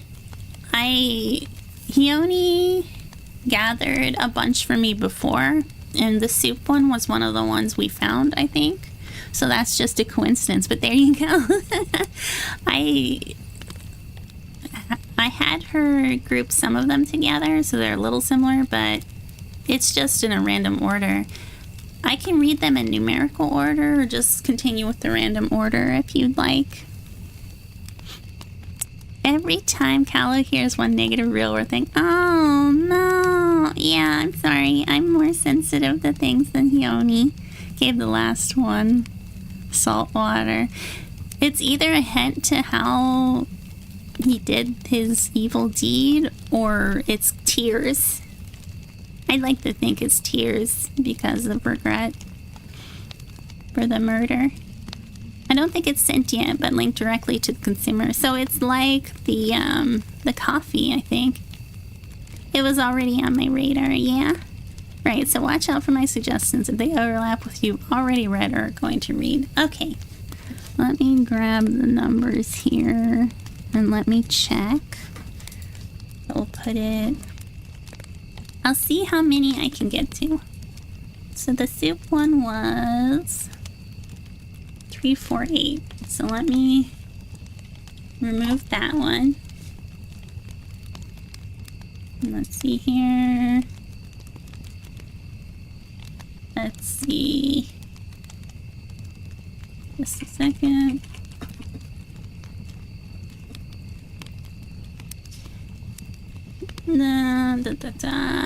Okay, so since a clear green liquid came up in the coffee SCP that was, I think it was used for medical purposes, or it cured something, I think the next one we're going to read is SCP-714, which is the Jade Ring. I think it cures pretty much everything. Sorry for being pedantic. It's okay, don't worry about it. You can read in whichever order you like, but insist you read the top one first. 5031. Okay, I already have it right here. Let's see. I think someone else suggested that. I'm not sure. Or we found it. Let's see. So next we have... Oh, I need the picture. Here you go, guys. Let me put the picture up here. Ta-da-da-da. Then we have SCP-714. Safe. Special containment procedures. 714 is to be stored in a reinforced high-security locker that is to be accessible only to level 4+ personnel due to several incidents of misuse. Okay, so it's a misuse problem. Seemingly nothing more than a green jade ring, SCP-714 has been shown to be able to expand and contract to perfectly fit the finger of anyone who touches it. Though this is the least important of its properties, I read that wrong. 714, not 174. 714 only changes size when touched by a new subject. SCP-714 has several major effects detailed as follows. Number 1. Exhaustion, compulsion to rest or sleep. Within minutes of putting on this SCP, the wearers report feeling worn out, physically and mentally exhausted. Due to this, they will feel driven to sit down and rest for a bit on the nearest available furniture and will likely fall asleep within the space of a few hours. If someone falls asleep wearing 714, the only known means of waking them is to remove the ring, at which point they may be roused by anything that would normally wake them. Exhaustion effects pass within 2 to 3 hours of removing 714 if removed from a conscious subject. Those that fall asleep wearing 714 report feeling well rested if removed, even if they slept for only a few minutes. SCP-714 extends no consideration towards the needs of its wearer during their forced sleep, though most bodily functions such as breathing continue. If 714 is not removed and the wearer woken up, most will die of dehydration or starvation within a matter of days. 714's impact, if any, on aging remains untested. Towards the need for sleep, bodily functions. So they'll just keep sleeping and sleeping and sleeping. Oh no. Wearers that are tired prior to putting on 714 are at serious risk of falling asleep on their feet, possibly falling over in the process. If no furniture or furniture-like object is available nearby, wearers either stand on the spot they don 714 or attempt to fashion a resting place out of any suitable materials, cushions, blankets, etc. available. The drive to sleep can be resisted, but requires formidable willpower and self-control on the part of the wearer.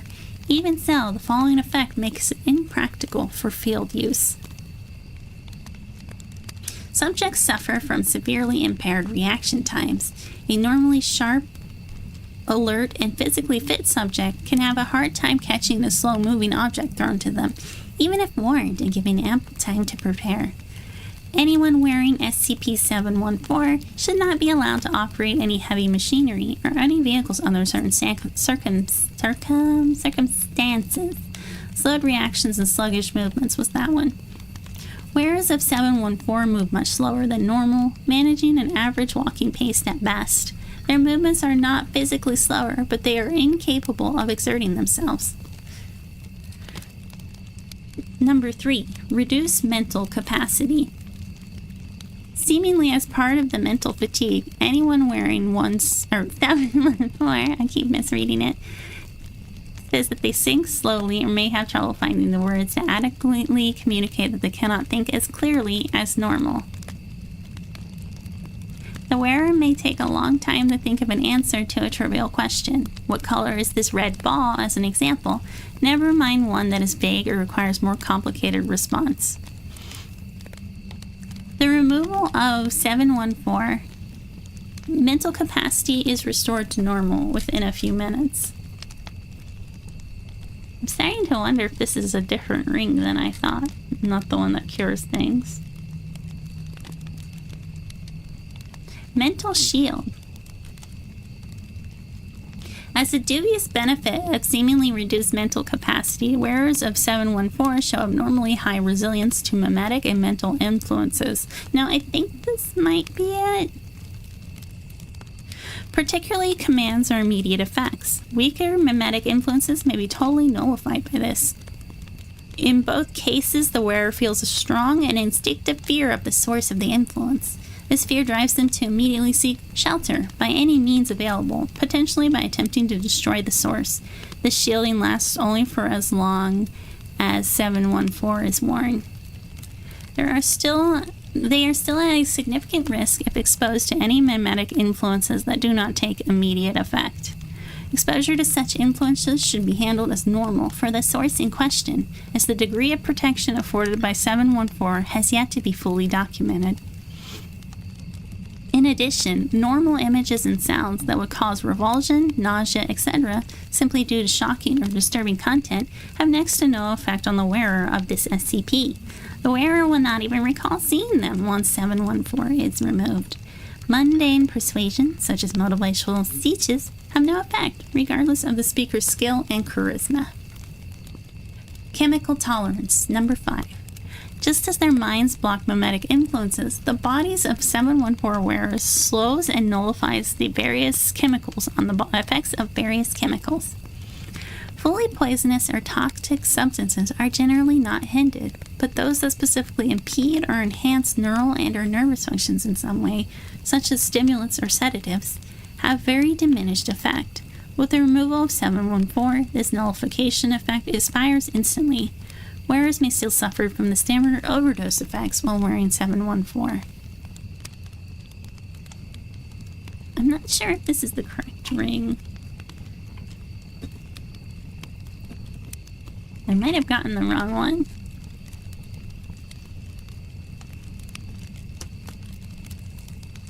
Let's see. Protects against some effects. It doesn't cure them. Prevents the wearer from being affected by mimetic hazard poisons and diseases, like those contacted by reading 1025. Okay, so it is this one. This is the right one.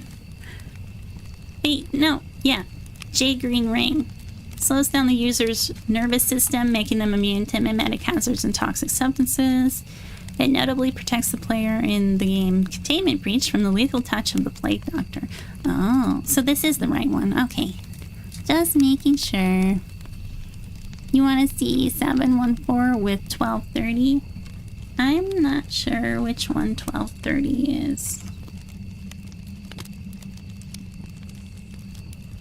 Collection of standard office furniture. Oh, okay. Let's see. Back to 714. The manner or manners in which 714 causes its various effects has yet to be discovered, and no unusual emissions of any kind have been detected despite extensive monitoring. If 714 is significantly damaged in any way, such as being broken into 2 or more pieces, its effects will cease immediately. If the pieces are placed within close proximity, they will gradually reform back into a whole copy of the SCP, flowing as if made of liquid. Once 714 is fully reformed, its functions return as if it was never damaged. Grinding it down to a fine powder did nothing to impede its self-repair behavior either, though the process did take considerably longer. Oh, sorry guys. Though the exact nature of this self-repair behavior has not been determined as of this time, it is thought that 714 could theoretically recover from complete vaporization. However, due to the low threat level, this has been deemed an unnecessary use of resources. Footage sequences of 714 reforming from various states of disrepair are available upon request from Dr. Redacted or other appropriate sources. More water is needed.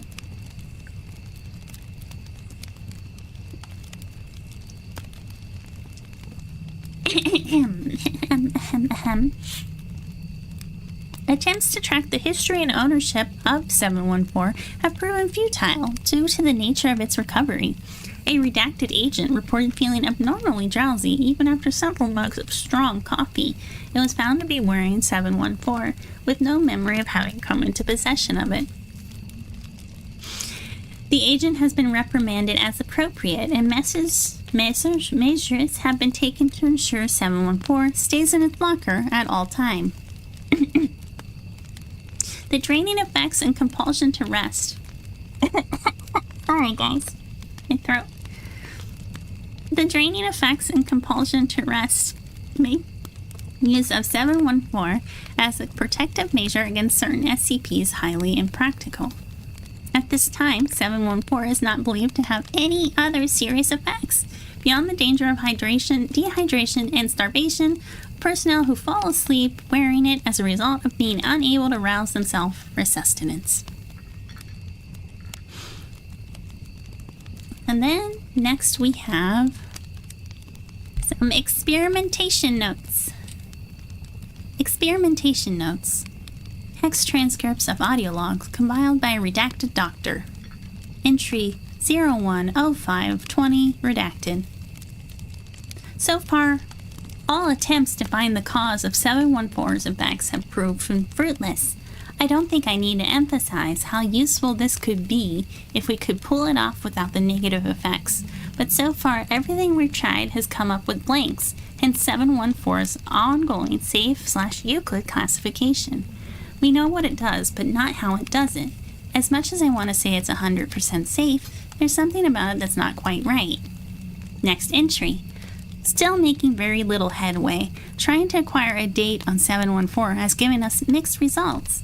Part of it date back as far as early AD, circa 100 to 200, and are probably from China. Other examples are, relatively speaking, more recent, like it's been made out of multiple pieces, though it is without question a single structurally flawed jade ring. On the plus side, we'd had some luck finding out who owned it before, thanks to a string of reports of jade statuettes going missing when a ring-matching 714 description was in close proximity to them. What a coincidence, Perhaps 714's curious regenerative and size-changing capability stem from, for lack of a better term, assimilating other pieces of jade? Analysis has shown that 714 is much higher density than average jade, but is apparently no heavier. Could be some form of extra-dimensional storage, as weird as that sounds. Sure is one way of carrying the weight of the world on your shoulders. Heh. Next entry. Okay, so a bit more luck on the tracking front. It was originally found in the late 1800s, that is, around the 1870s to 1880s, by an archaeologist who traveled around the world seeking jade artifacts such as statuettes and figurines that might be found in tombs or forgotten temples. He was hunting the tombs said to be rich in them. Of course, he eventually found and entered it, finding only 714 in terms of jade artifacts. Puzzling. Very few historical documents describe anything that matches 714, so it's hard to say how old it really is. Vexing. The archaeologist's personal diaries have not survived the ages well, unfortunately, and his handwriting leaves much to be desired, so difficult to tell whether or not he wore 714 and documented the effects of it whilst it was in his possession, or whether he never considered wearing it. What I can make out is that he quickly disposed of the ring after a number of his collection pieces went missing, after spending the night in proximity to the ring with no signs of break-in or theft.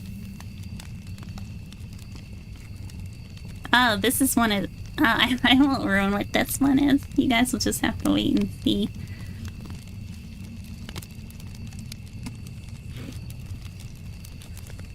Okay.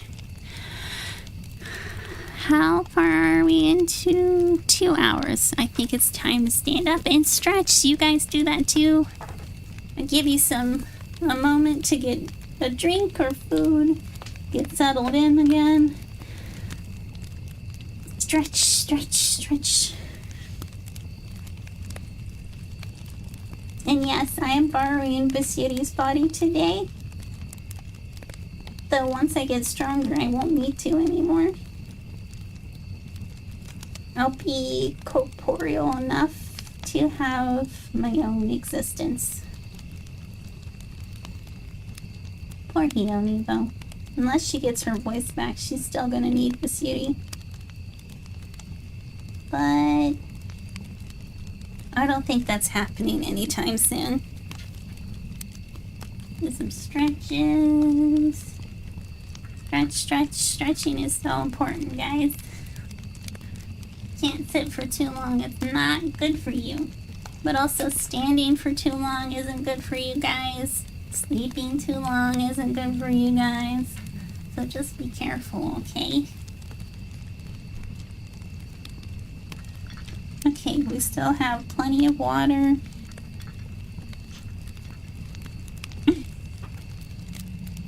Let's see how many. What's this one?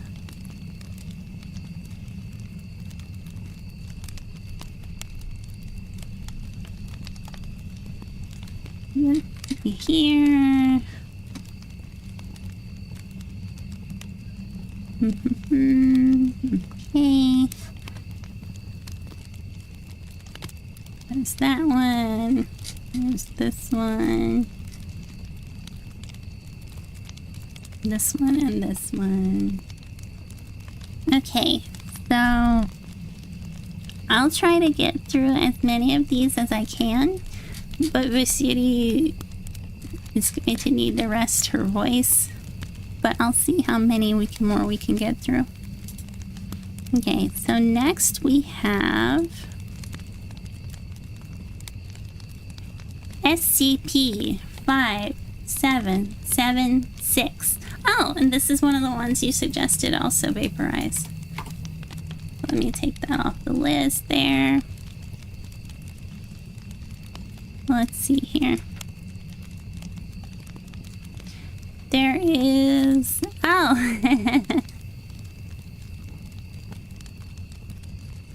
So, I won't show you guys the picture because it will ruin the surprise. Warning. The following file describes a highly infohazardous entity. Please proceed with caution. Item number 5776, Level 5 Top Secret. Containment Class, Keter. Special Containment Procedures. 5776 is currently housed in a classified large containment cell in Site 19. A reality anchoring device must be kept inside the cell, attached to 5776 at all times. If it for any reason is to breach containment, its recapture is to be of alpha priority, and all expendable resources must be sent to resecure containment and prevent an XK class end of the world scenario. Wait a minute, this one's not spooky, right? If it cannot be recontained, then 5776 must be left to roam the planet, as interfering is likely to further anger it. It really wants to destroy everything. Oh no. Description: 5776 is an extremely powerful entity capable of causing devastating amounts of destruction to human civilization. Pretty terrifying if I say so myself. Wait a minute, that's not the way you usually write SCP articles. It seems 5776's primary goal is to destroy everything it can, and seemingly nothing is able to prevent it completing this goal if it is not contained. So we need to make sure it doesn't get out. Little emoji face with white eyes. Despite what you may be told, is 100% not a common food product. 5776 is absolutely capable of drastically altering its shape, mass, and even cellular or genetic makeup. Due to this ability, its primary objective can be carried out swiftly and effectively, making it extremely important that containment is not lost. It is believed that the entity is capable of causing humanity's extinction in a matter of days or even hours if it's able to escape. 5776 appears extremely eager to escape custody, expressing heightened frustration to the Foundation, claiming it will destroy us first. Despite a reality anchoring device being attached directly to 5776 at all times, it still is able to carry out its shape-shifting abilities to a limited degree, which is annoying, almost as much as being locked up. Wait a minute. The following is a list of all forms of 577 has taken while in secure containment, in order of initially materialized as them. An unknown large beast, an unknown winged scorpion, several SCPs, a certain doctor, an O5 council member, another SCP, a giant amorphous entity, a small white silver, not a small edible product. SCP-5776 prior to containment. As you can see, it is horrifyingly scary. And this is where the picture is. Right here. So this is its current form. Da da da da da da da. So scary. I'm so sorry I have to show this to you guys. Look how scary. It's the scariest SCP ever. I'm gonna hold 999 close. Hold me, guys. It's so scary. No.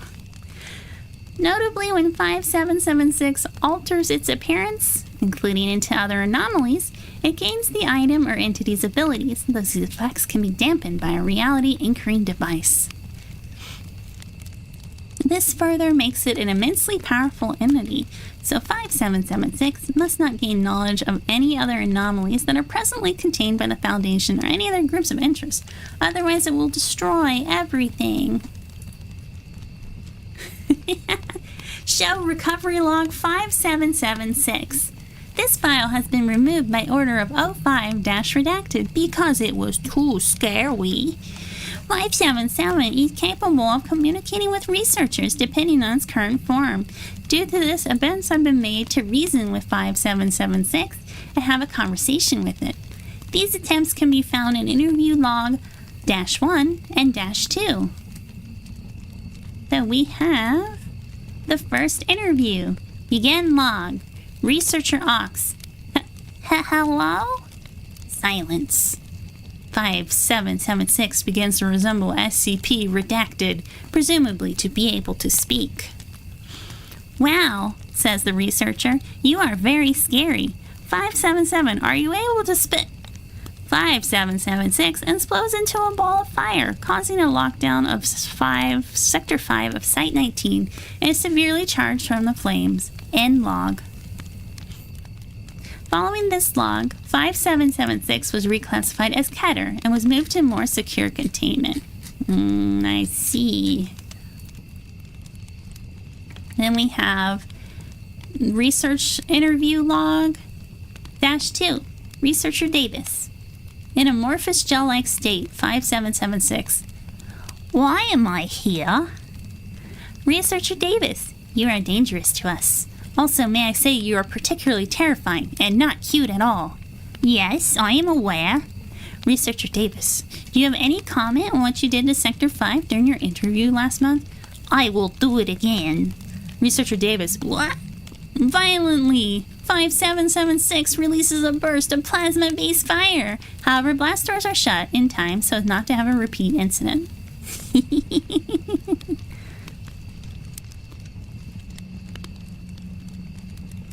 Following interview -2, this SCP was forbidden under any circumstances. Speaking was forbidden under any circumstances. Incident report -1. SCP-5776 escaped containment in the chaos of mass contamination breach of Site 19. The entity headed directly west, where it would likely intercept with multiple populated settlements and a major city. MTF Epsilon 11, Nine-Tailed Fox, and MTF Alpha 1, Red Right Hand, were assigned to deal with the threat because it was so threatening. Begin log. At 0:57 hours, SCP breaches containment. Then at 1:12, leaves Site 19, begins heading west for unknown reasons. 1:13, Epsilon and Alpha are assigned with containing the entry. 1:30, MTF forces make visual contact with the entity, which has taken the form of a redacted. 200 hours, I think that's how you read that. MTF forces are able to get within firing range of 5776 and slow it down with explosives. 500 hours. After 3 hours of constant bombardment, MTF forces request resupply, which arrives shortly. 5:45 hours. The SCP turns around and assumes the form of a large dragon. It becomes impervious to firearms. At 06:16, SCP Redacted is dispatched to deal with 5776. 0700 hours, 5776 destroys the nearby town of Redacted, leaving a large crater behind. Another SCP arrives on the scene. 730 hours or 730? 577 underestimates the new SCP, which promptly data expunged it. After a battle spanning approximately 28 minutes, the other SCP emerges victorious, and 5776 is restrained and brought back to Site 19. 5776 is one of the most dangerous objects in the world, let alone in Foundation custody, and can destroy everything if it wishes. It's definitely not cute. Oh no, he looks pretty cute to me. Warning, level 1/5776 classified. Following file is level 1/5776 classified. Any unauthorized attempts to access this file result in disciplinary action. Oh, are you gonna spank me? Oh! Oh! I need to show you guys the picture that's now showing. Da da da da da da da.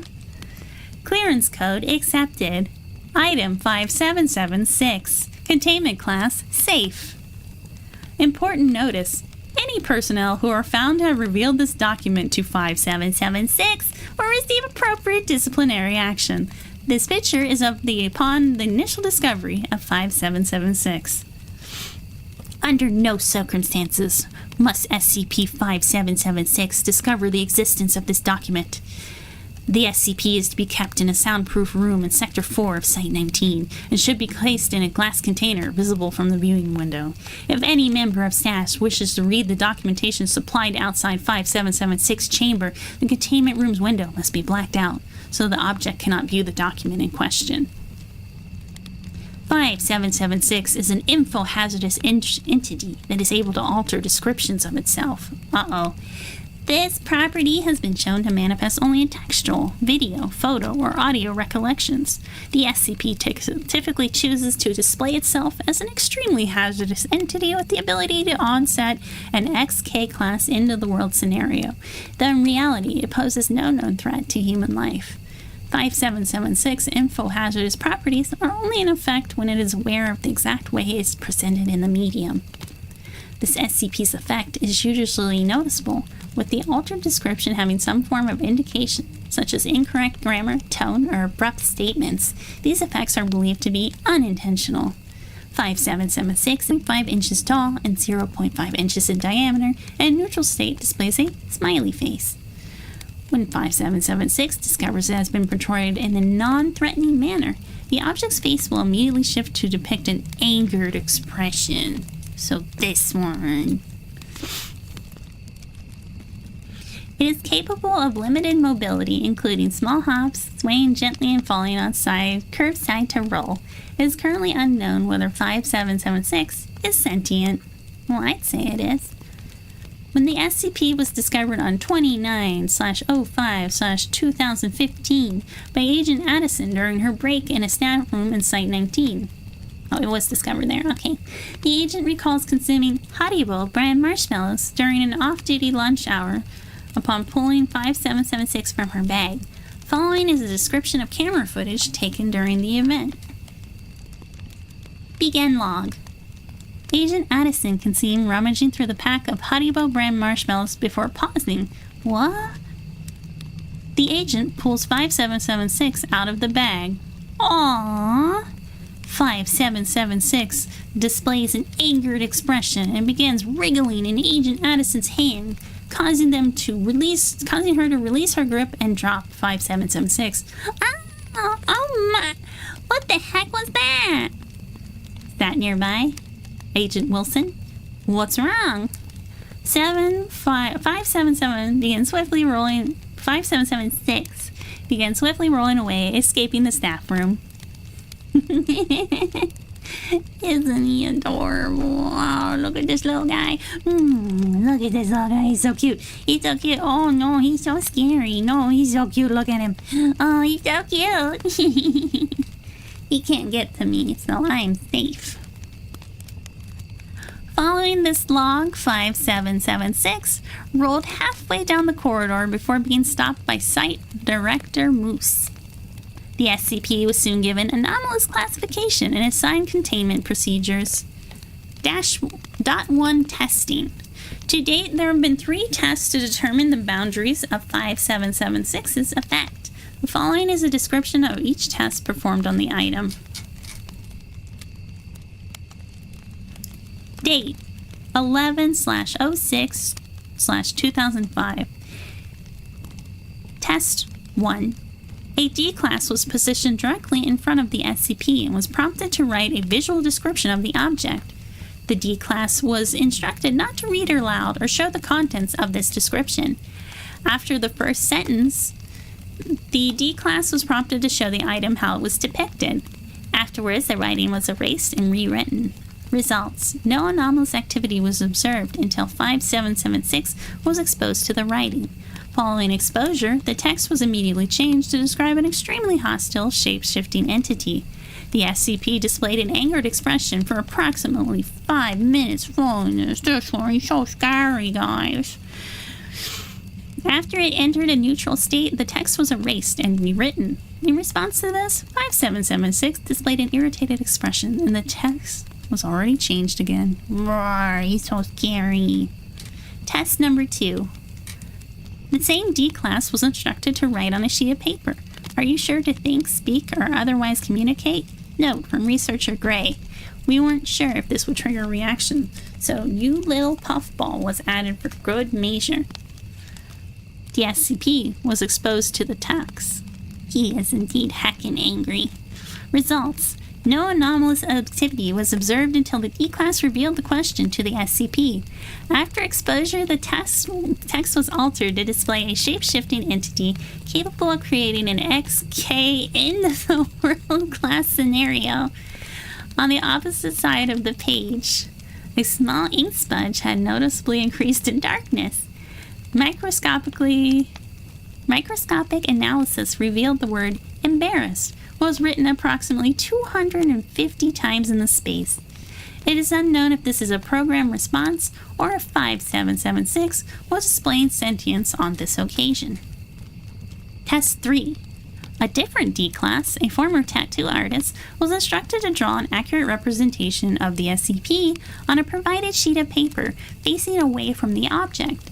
The researcher was then instructed to describe the drawing out loud. Approximately halfway through the drawing, the D-Class was prompted to show 5776 the produced drawing and continue until completion. Results. No anomalous activity was observed until 5776 was informed of the nature of the drawing by a researcher. The SCP displayed an angered expression upon hearing this description of itself, though the physical drawing did not alter. When the D-Class allowed the SCP to view the drawing, the already produced artwork immediately altered to depict an unknown creature. The D-Class continued and seemed incapable of rendering an accurate depiction of 5776. This caused the D-Class mild distress, and the test was concluded.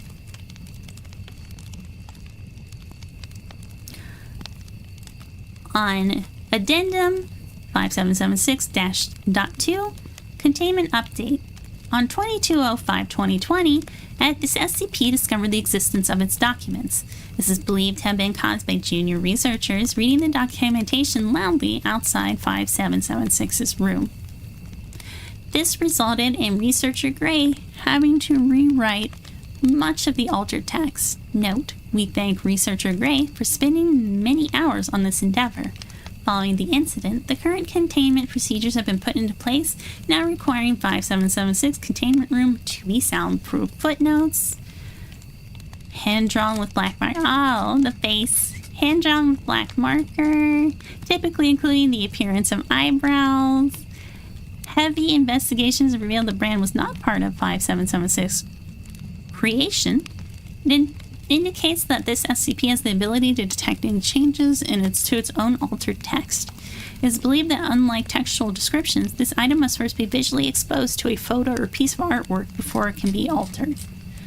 So that was the scary, terrifying little guy known as SCP-5776. He's very scary. He's pretty worrying though because he's very terrifying. Oh, watch out, guys.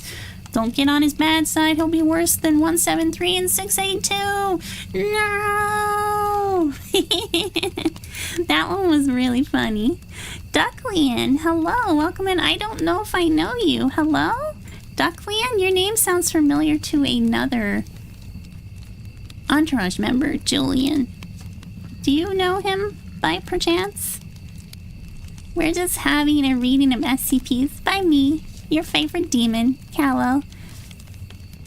Do I need to add you to my list? Are you different?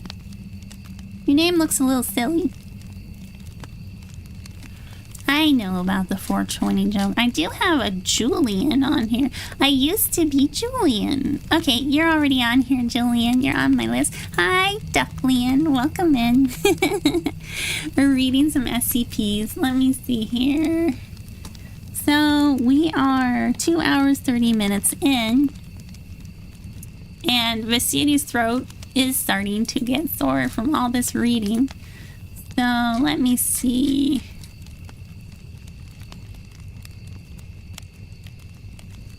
Tests. What is this one? This one is really long, so we'll save that for another day. This one is short. This one is short. This one is... Okay, this one's fairly short. Hello! Hello, Julian. Wave, wave, wave. It's definitely sentient. Yeah. Heckin' angry. Imagine playing I Am Fish, egging on type SCP Foundation game as 5-7. I don't know that one. Maybe more I Am Fish. Yeah, he's a respectable writer. He's a good artist and a respectable writer. And he's so scary, guys.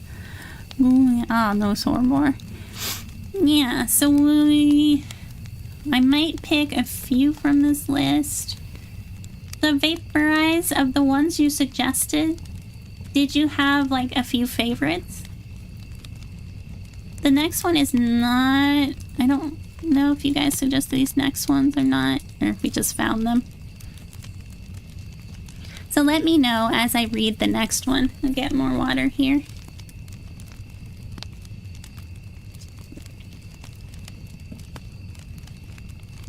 You haven't seen I Am Fish? You and Basidi would love it. It's a fish platformer. Really? I've never heard of it. Khione and Basidi play more video games than I do. I just play chill, relaxing games. Fish platformer. Okay. Next one does not have a picture, so you guys will just have to use your imaginations. So this is SCP-662, classified as safe. Special containment procedures.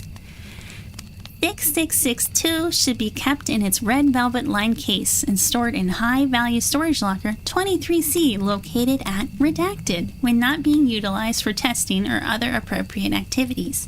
The item itself is safe to handle and poses no known threats of any kind, though the effects generated could be considered highly valuable and variably powerful depending how the SCP is used. Ah, I see. Description.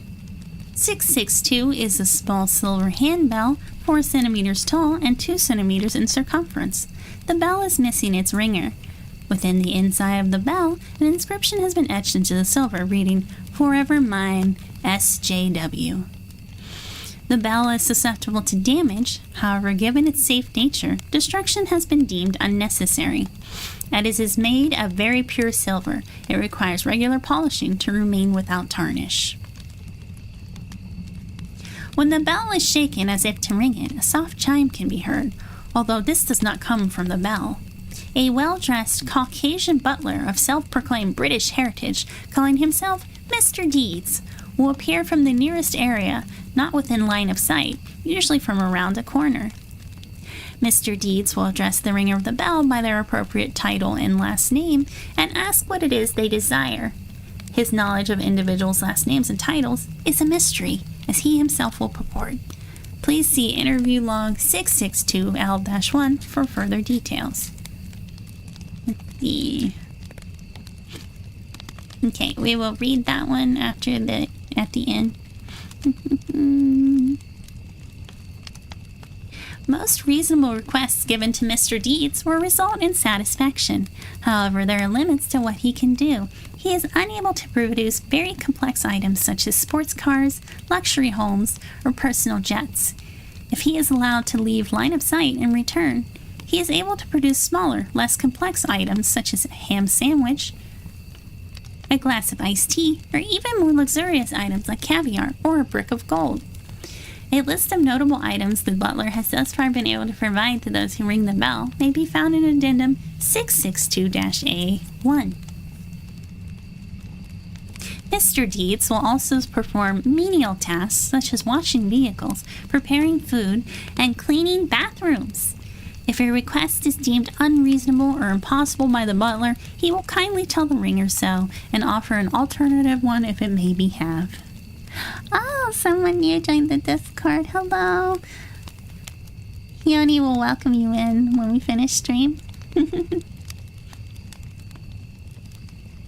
The butler is not immune to ill actions taken against him while in sight. He has been killed or injured in multiple tests and will remain either dead or injured until he is out of sight. Upon return with a ring of the bell, all previous injuries will have vanished and he will be groomed and well dressed in his uniform and ready for the next order. Though he's either immortal or it makes a new copy of him. A more detailed explanation of the jobs he can perform and the limits to which he can put himself, can be found in the aforementioned interview log -L1. Oh, he seems so pleasant. Why would you hurt him? Test logs relating to his ability to heal himself and those of the property of the bell may be accessed by any level 2 or higher personnel. All attempts to catch Mr. Deeds have failed, as equipment will either fail or he will find a suitable unobserved spot. So we start with Addendum -A1, items and tasks requested and results. Items, nearly any conceivable kind of sandwich. Human flesh, oh no, has been requested as lunch meat and politely denied. Beverages, also of nearly any kind. As with sandwich meat, human blood has been requested and denied. Pig blood, however, was served promptly, still warm. A brick of 99.98% pure gold. Mr. Deeds produced a brick of 99.14% pure gold and apologized for being unable to provide the requested purity. A brick of 99.24% pure silver. A nuclear bomb, politely denied. A hand grenade of modern U.S. military grade which performed as expected in testing. A blue 1963 Corvette convertible, politely denied.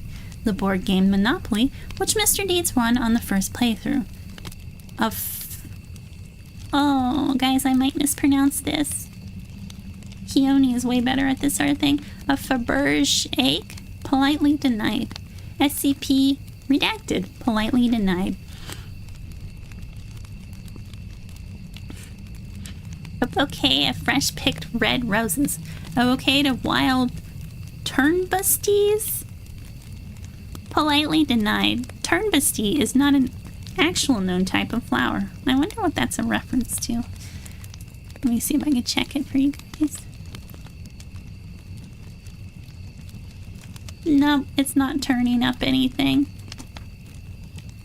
Guess they made up a word to see if he would bring them something. Tasks he's able to perform. Cleaning of Dr. Mirth's car. Performed to near perfection. Washing of dishes accumulated from a day's worth of meals from the cafeteria on level redacted of redacted. Performed to much higher standard than useful.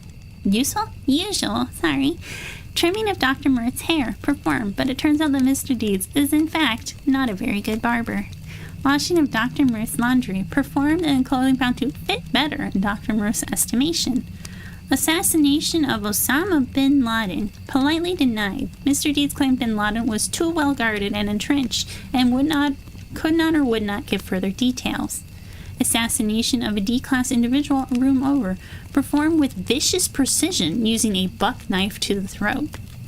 Oh, so it seems like if he can, he will. I was about to say he seemed very peaceful and polite because he refused the atomic bomb and a few other things. Or nuclear bomb? What are those things called? But he will kill if asked, so he's like an assassin too?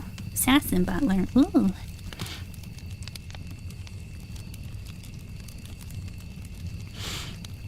Let's see here. Clothing fit better. Or vicious precision using a buck knife to the throat. Further tests with regards to Dr. Mirth's personal effects are to be forbidden unless improved by one level 05 overseer. You've been warned, Dr. Mirth. interview logs. So we have 662-L1. That is fairly long. Oh, and a familiar has come to see us. Hello. The butler did it. He did it. It was him. So let's see. Let me finish the main article here. 662. Hi, Baby Saw is here. Hello, Baby Saw. He's on the desk. Here he is. Let's see. Acquisition report of SCP-662 was discovered in possession of a petty thief and grave robber in Redacted, USA. The thief was in the process of selling 662 to a pawn shop in the mentioned town where the bell was accidentally rung by the pawn shop attendant. Mr. Deeds appeared from the storage area behind the counter and promptly addressed the attendant. If you guys hear any mic interference, it's because Baby Saw is here. The thief was in the process... Now remember, 662 is the bell, not the butler. It was rung by the pawn shop attendant. Mr. Deeds appeared from the storage area behind the counter and promptly addressed the attendant. Believing that he was about to be robbed by the two men, the attendant overreacted and managed to get a hold of a sawed-off shotgun from under the counter. Mr. Deeds was fatally wounded by the attendant and died on scene. Oh, poor guy. The thief escaped, but was apprehended by Foundation agents after a week-long search of the surrounding towns. Under questioning, the thief revealed that he found the bell in its box in the grave of Redacted, located on the outskirts of the above-mentioned town. He was then remitted for D-Class personnel assignment and subsequently perished during the testing of SCP Redacted. The bell did not come under the purview of the Foundation until the crime and subsequent transport of Mr. Deeds' body to the local morgue. After the disappearance of the body from the morgue, an agent was sent to investigate the possible outbreak of SCP Redacted or other unknown necrotic reinvigorating cause. Baby Saw is right here by the mic, and I am scratching his head, so if you guys hear anything, that's what that is. He's right here. He's very quiet, so you won't hear him. Mr. Deeds reappeared in the case file item storage room of the local constabulary after the bell was handled by Sergeant Redacted. He was quickly apprehended, and an agent took him into custody 3 hours after reappearance under the guise of an FBI agent. When the handcuffed Mr. Deeds once again appeared, the agent intuited that the bell itself may have something to do with the string of incidents, and after inquiring it and testing, proving his hunch, brought the bell back to Redacted for further testing. The agent was awarded an official Foundation pat on the back plaque for his handling of the incident and lack of self-serving interest once he discovered what the bell and Mr. Deeds were capable of. So there's also an interview log attached to this. It's a very long interview, and normally I would read this, but Vecity's throat is very much not participating well. We may have to save this for next Friday, the rest of these for next Friday. How do you feel about that, guys? Let me catch up with you all.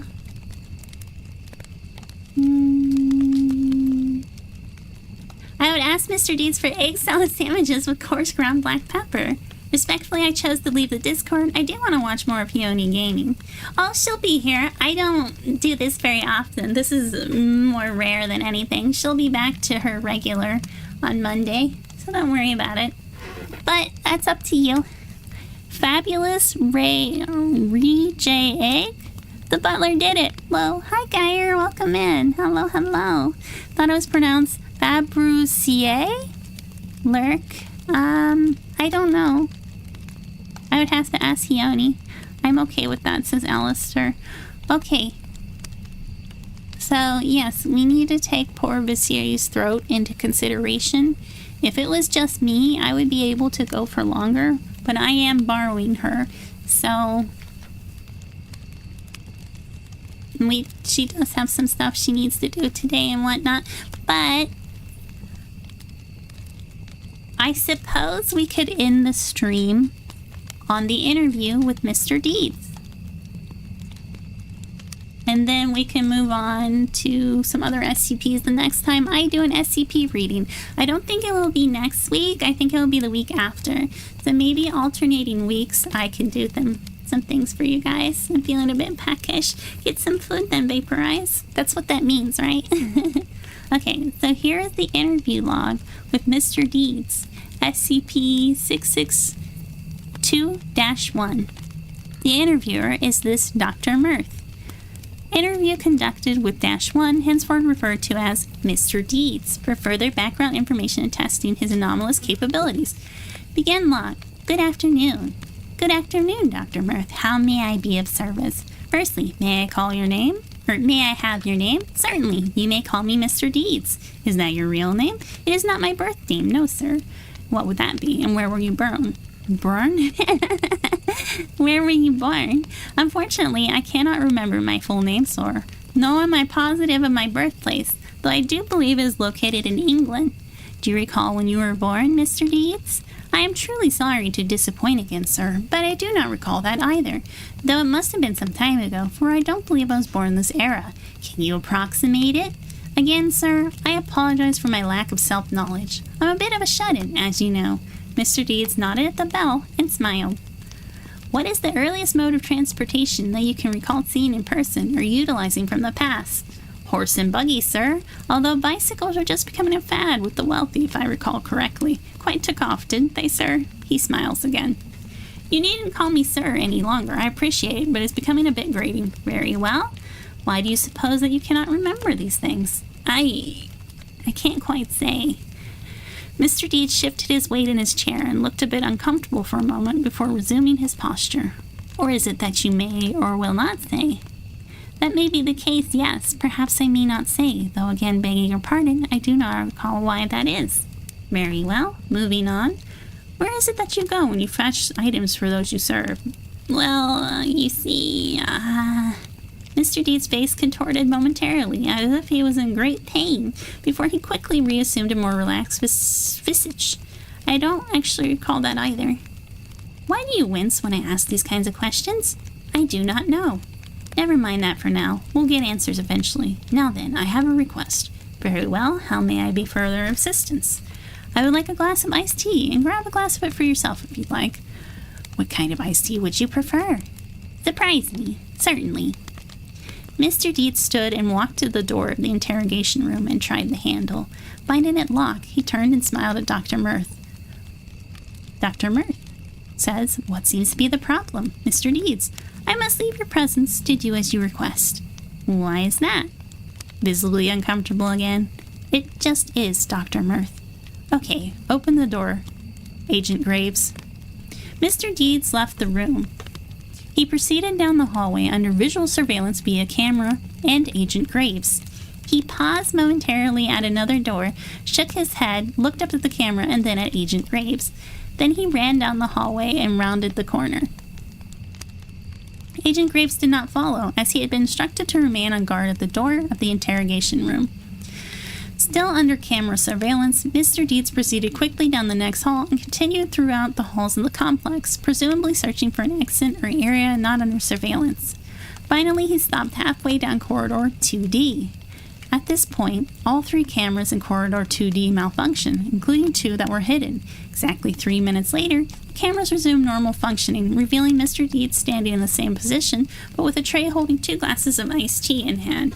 He then quickly made his way back to the interrogation room.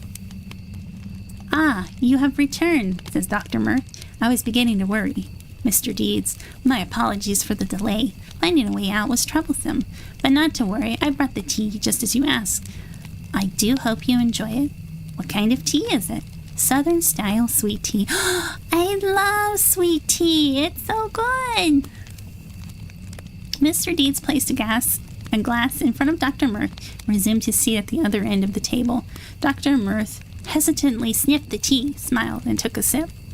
Quite good, Mr. Deeds. In fact, this is perhaps the best sweet tea I've ever had. Delicious. Did you make it yourself?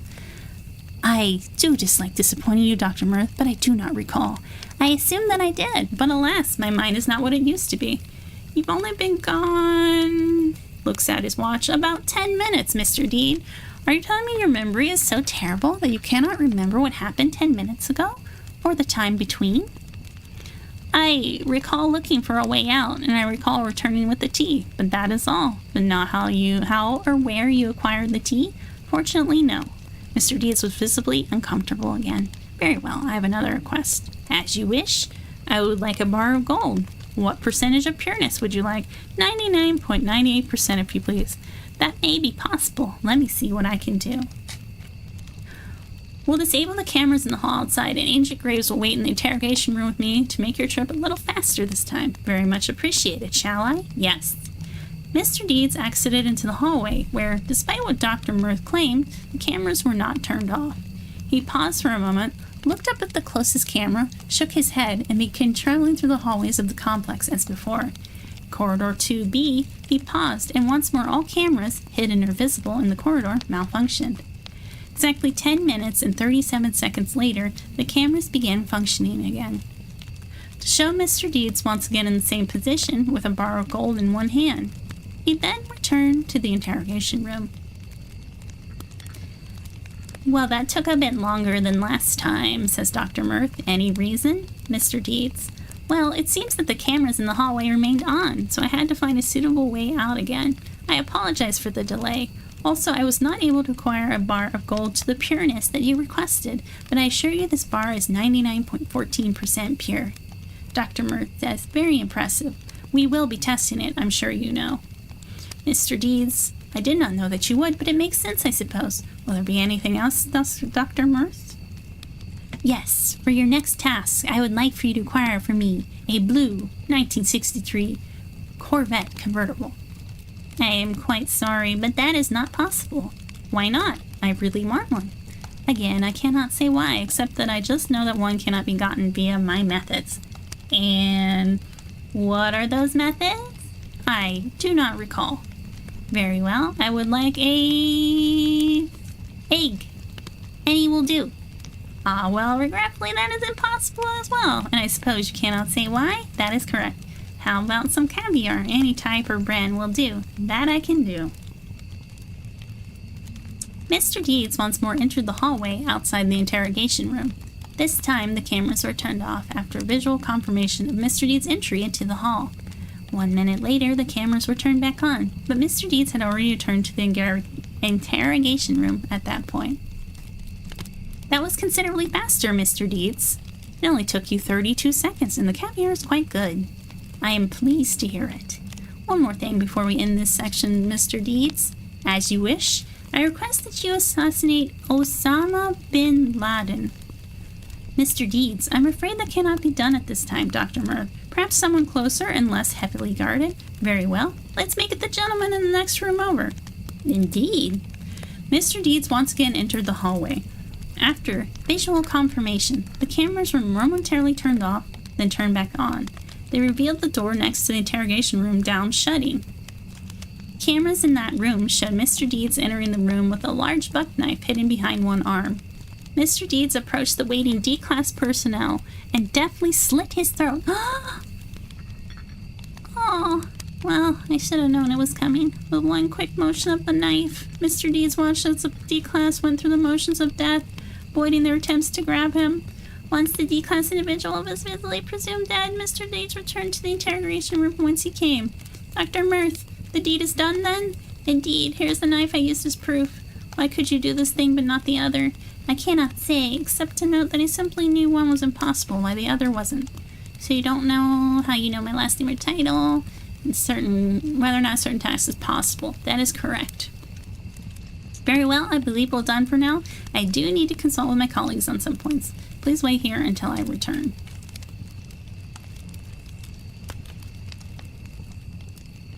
Let's see then. Certainly. Dr. Mirth and Agent Graves leave the room. Turn 2 hours later. Shows he did not move. The colleagues have disagreements. So I'm going to summarize this last part. So the colleagues have disagreements about him. And then they say they can only be resolved by examining him more intensely. To be specific, we'd like to examine you internally. We'd like to do an autopsy. No!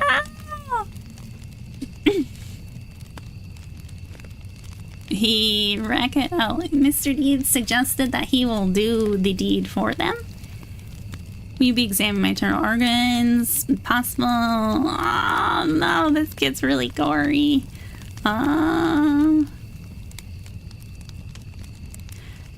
Let's see. So then they're talking back and forth about it. And then Dr. Merce says, after the pawn shop incident, when you were killed, you came back to life afterwards when Sergeant Redacted rang the bell. Will you come back to life? He's like, I'm not sure.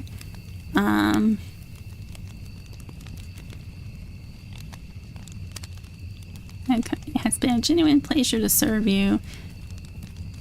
So they inspected him. Contents of stomach were the sweet tea, stomach acids, and no more. Lights in the room turned off. All personnel left the room upon return. No trace of Mr. Deeds. None of the instruments or blood were found. Upon further ringing of SCP-662, resulted in Mr. Deeds' appearance after 3 minutes. He showed no sign of injury, was well dressed once more in a modern uniform commonly worn by butlers. As expected, he could not explain how he had managed to survive the autopsy. He was then ordered to give Dr. Mirth a full-body massage. Oh, which he performed much to satisfaction. Dr. Mirth claimed it was the best damn rub down I've ever had. My back pain is completely gone. Okay, so that is enough. Oh, SCPs for today. We got to... Oh, we're almost at 3 hours. That seems like a perfect amount of time. I was wondering how long I would be able to go with her voice, but... I mean, Basidia, of course. Here we are. Okay. Oh, I'm getting sleepy. I'm gonna go... I'm gonna get here. Oh, she's right there. She's waving at you guys. Okay, I'm gonna get Khione.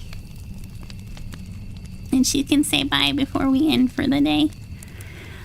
Okay, so love you guys. Big hugs and kisses. And thank you for letting me read to you. I'll see you another time. Bye.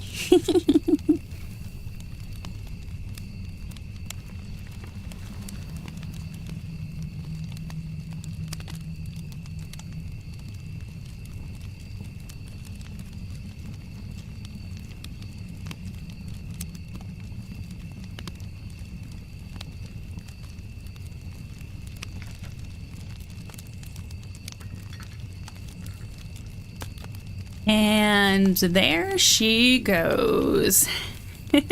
Hi guys, I'm back. Yeah, the word is Fabergé egg, right? I was sitting here listening to her read, and I like her to try to figure out, like, what she's reading so she can learn. Because she's sometimes not as good at English as I am, and me and Basiri. Let's see here. Oh, I will transfer your sentiments to her, Alistair, and everyone say hi, Alistair. Thank you for modding the stream.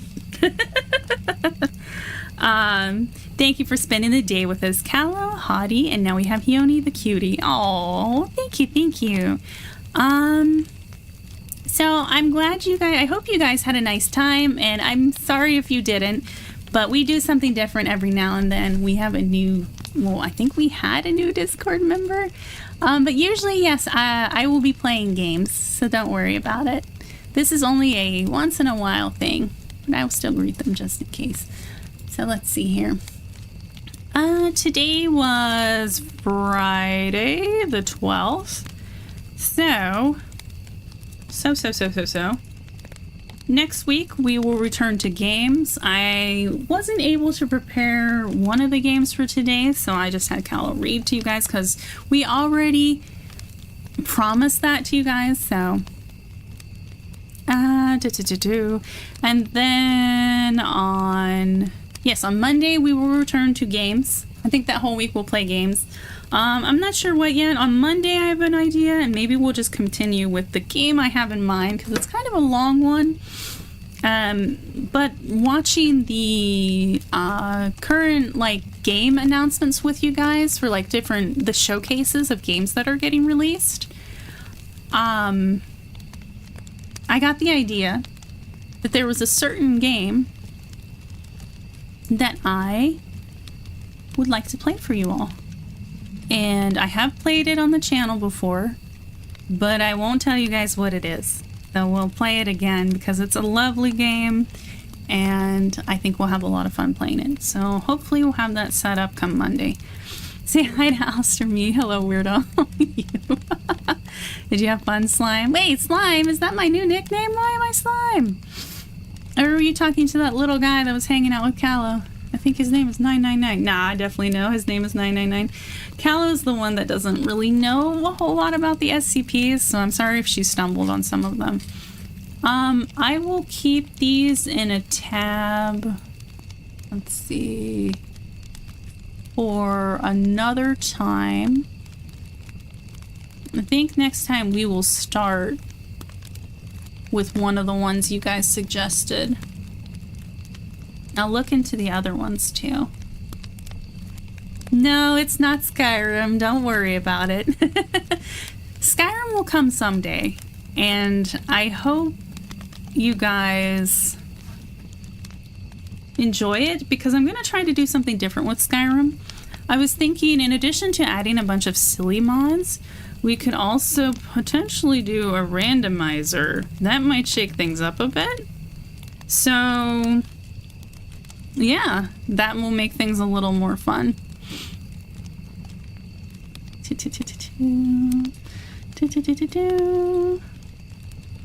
Okay. I think I need to change something on the stream really quick. Okay, the contemporary meaning of slime is friend, to slime someone out after send friends after them. Oh, that's really cute. I like that. Gotcha. So wait, in Dracula Flow, where he kept saying slime, was he talking to his friends? Was it still the same meaning then? Okay.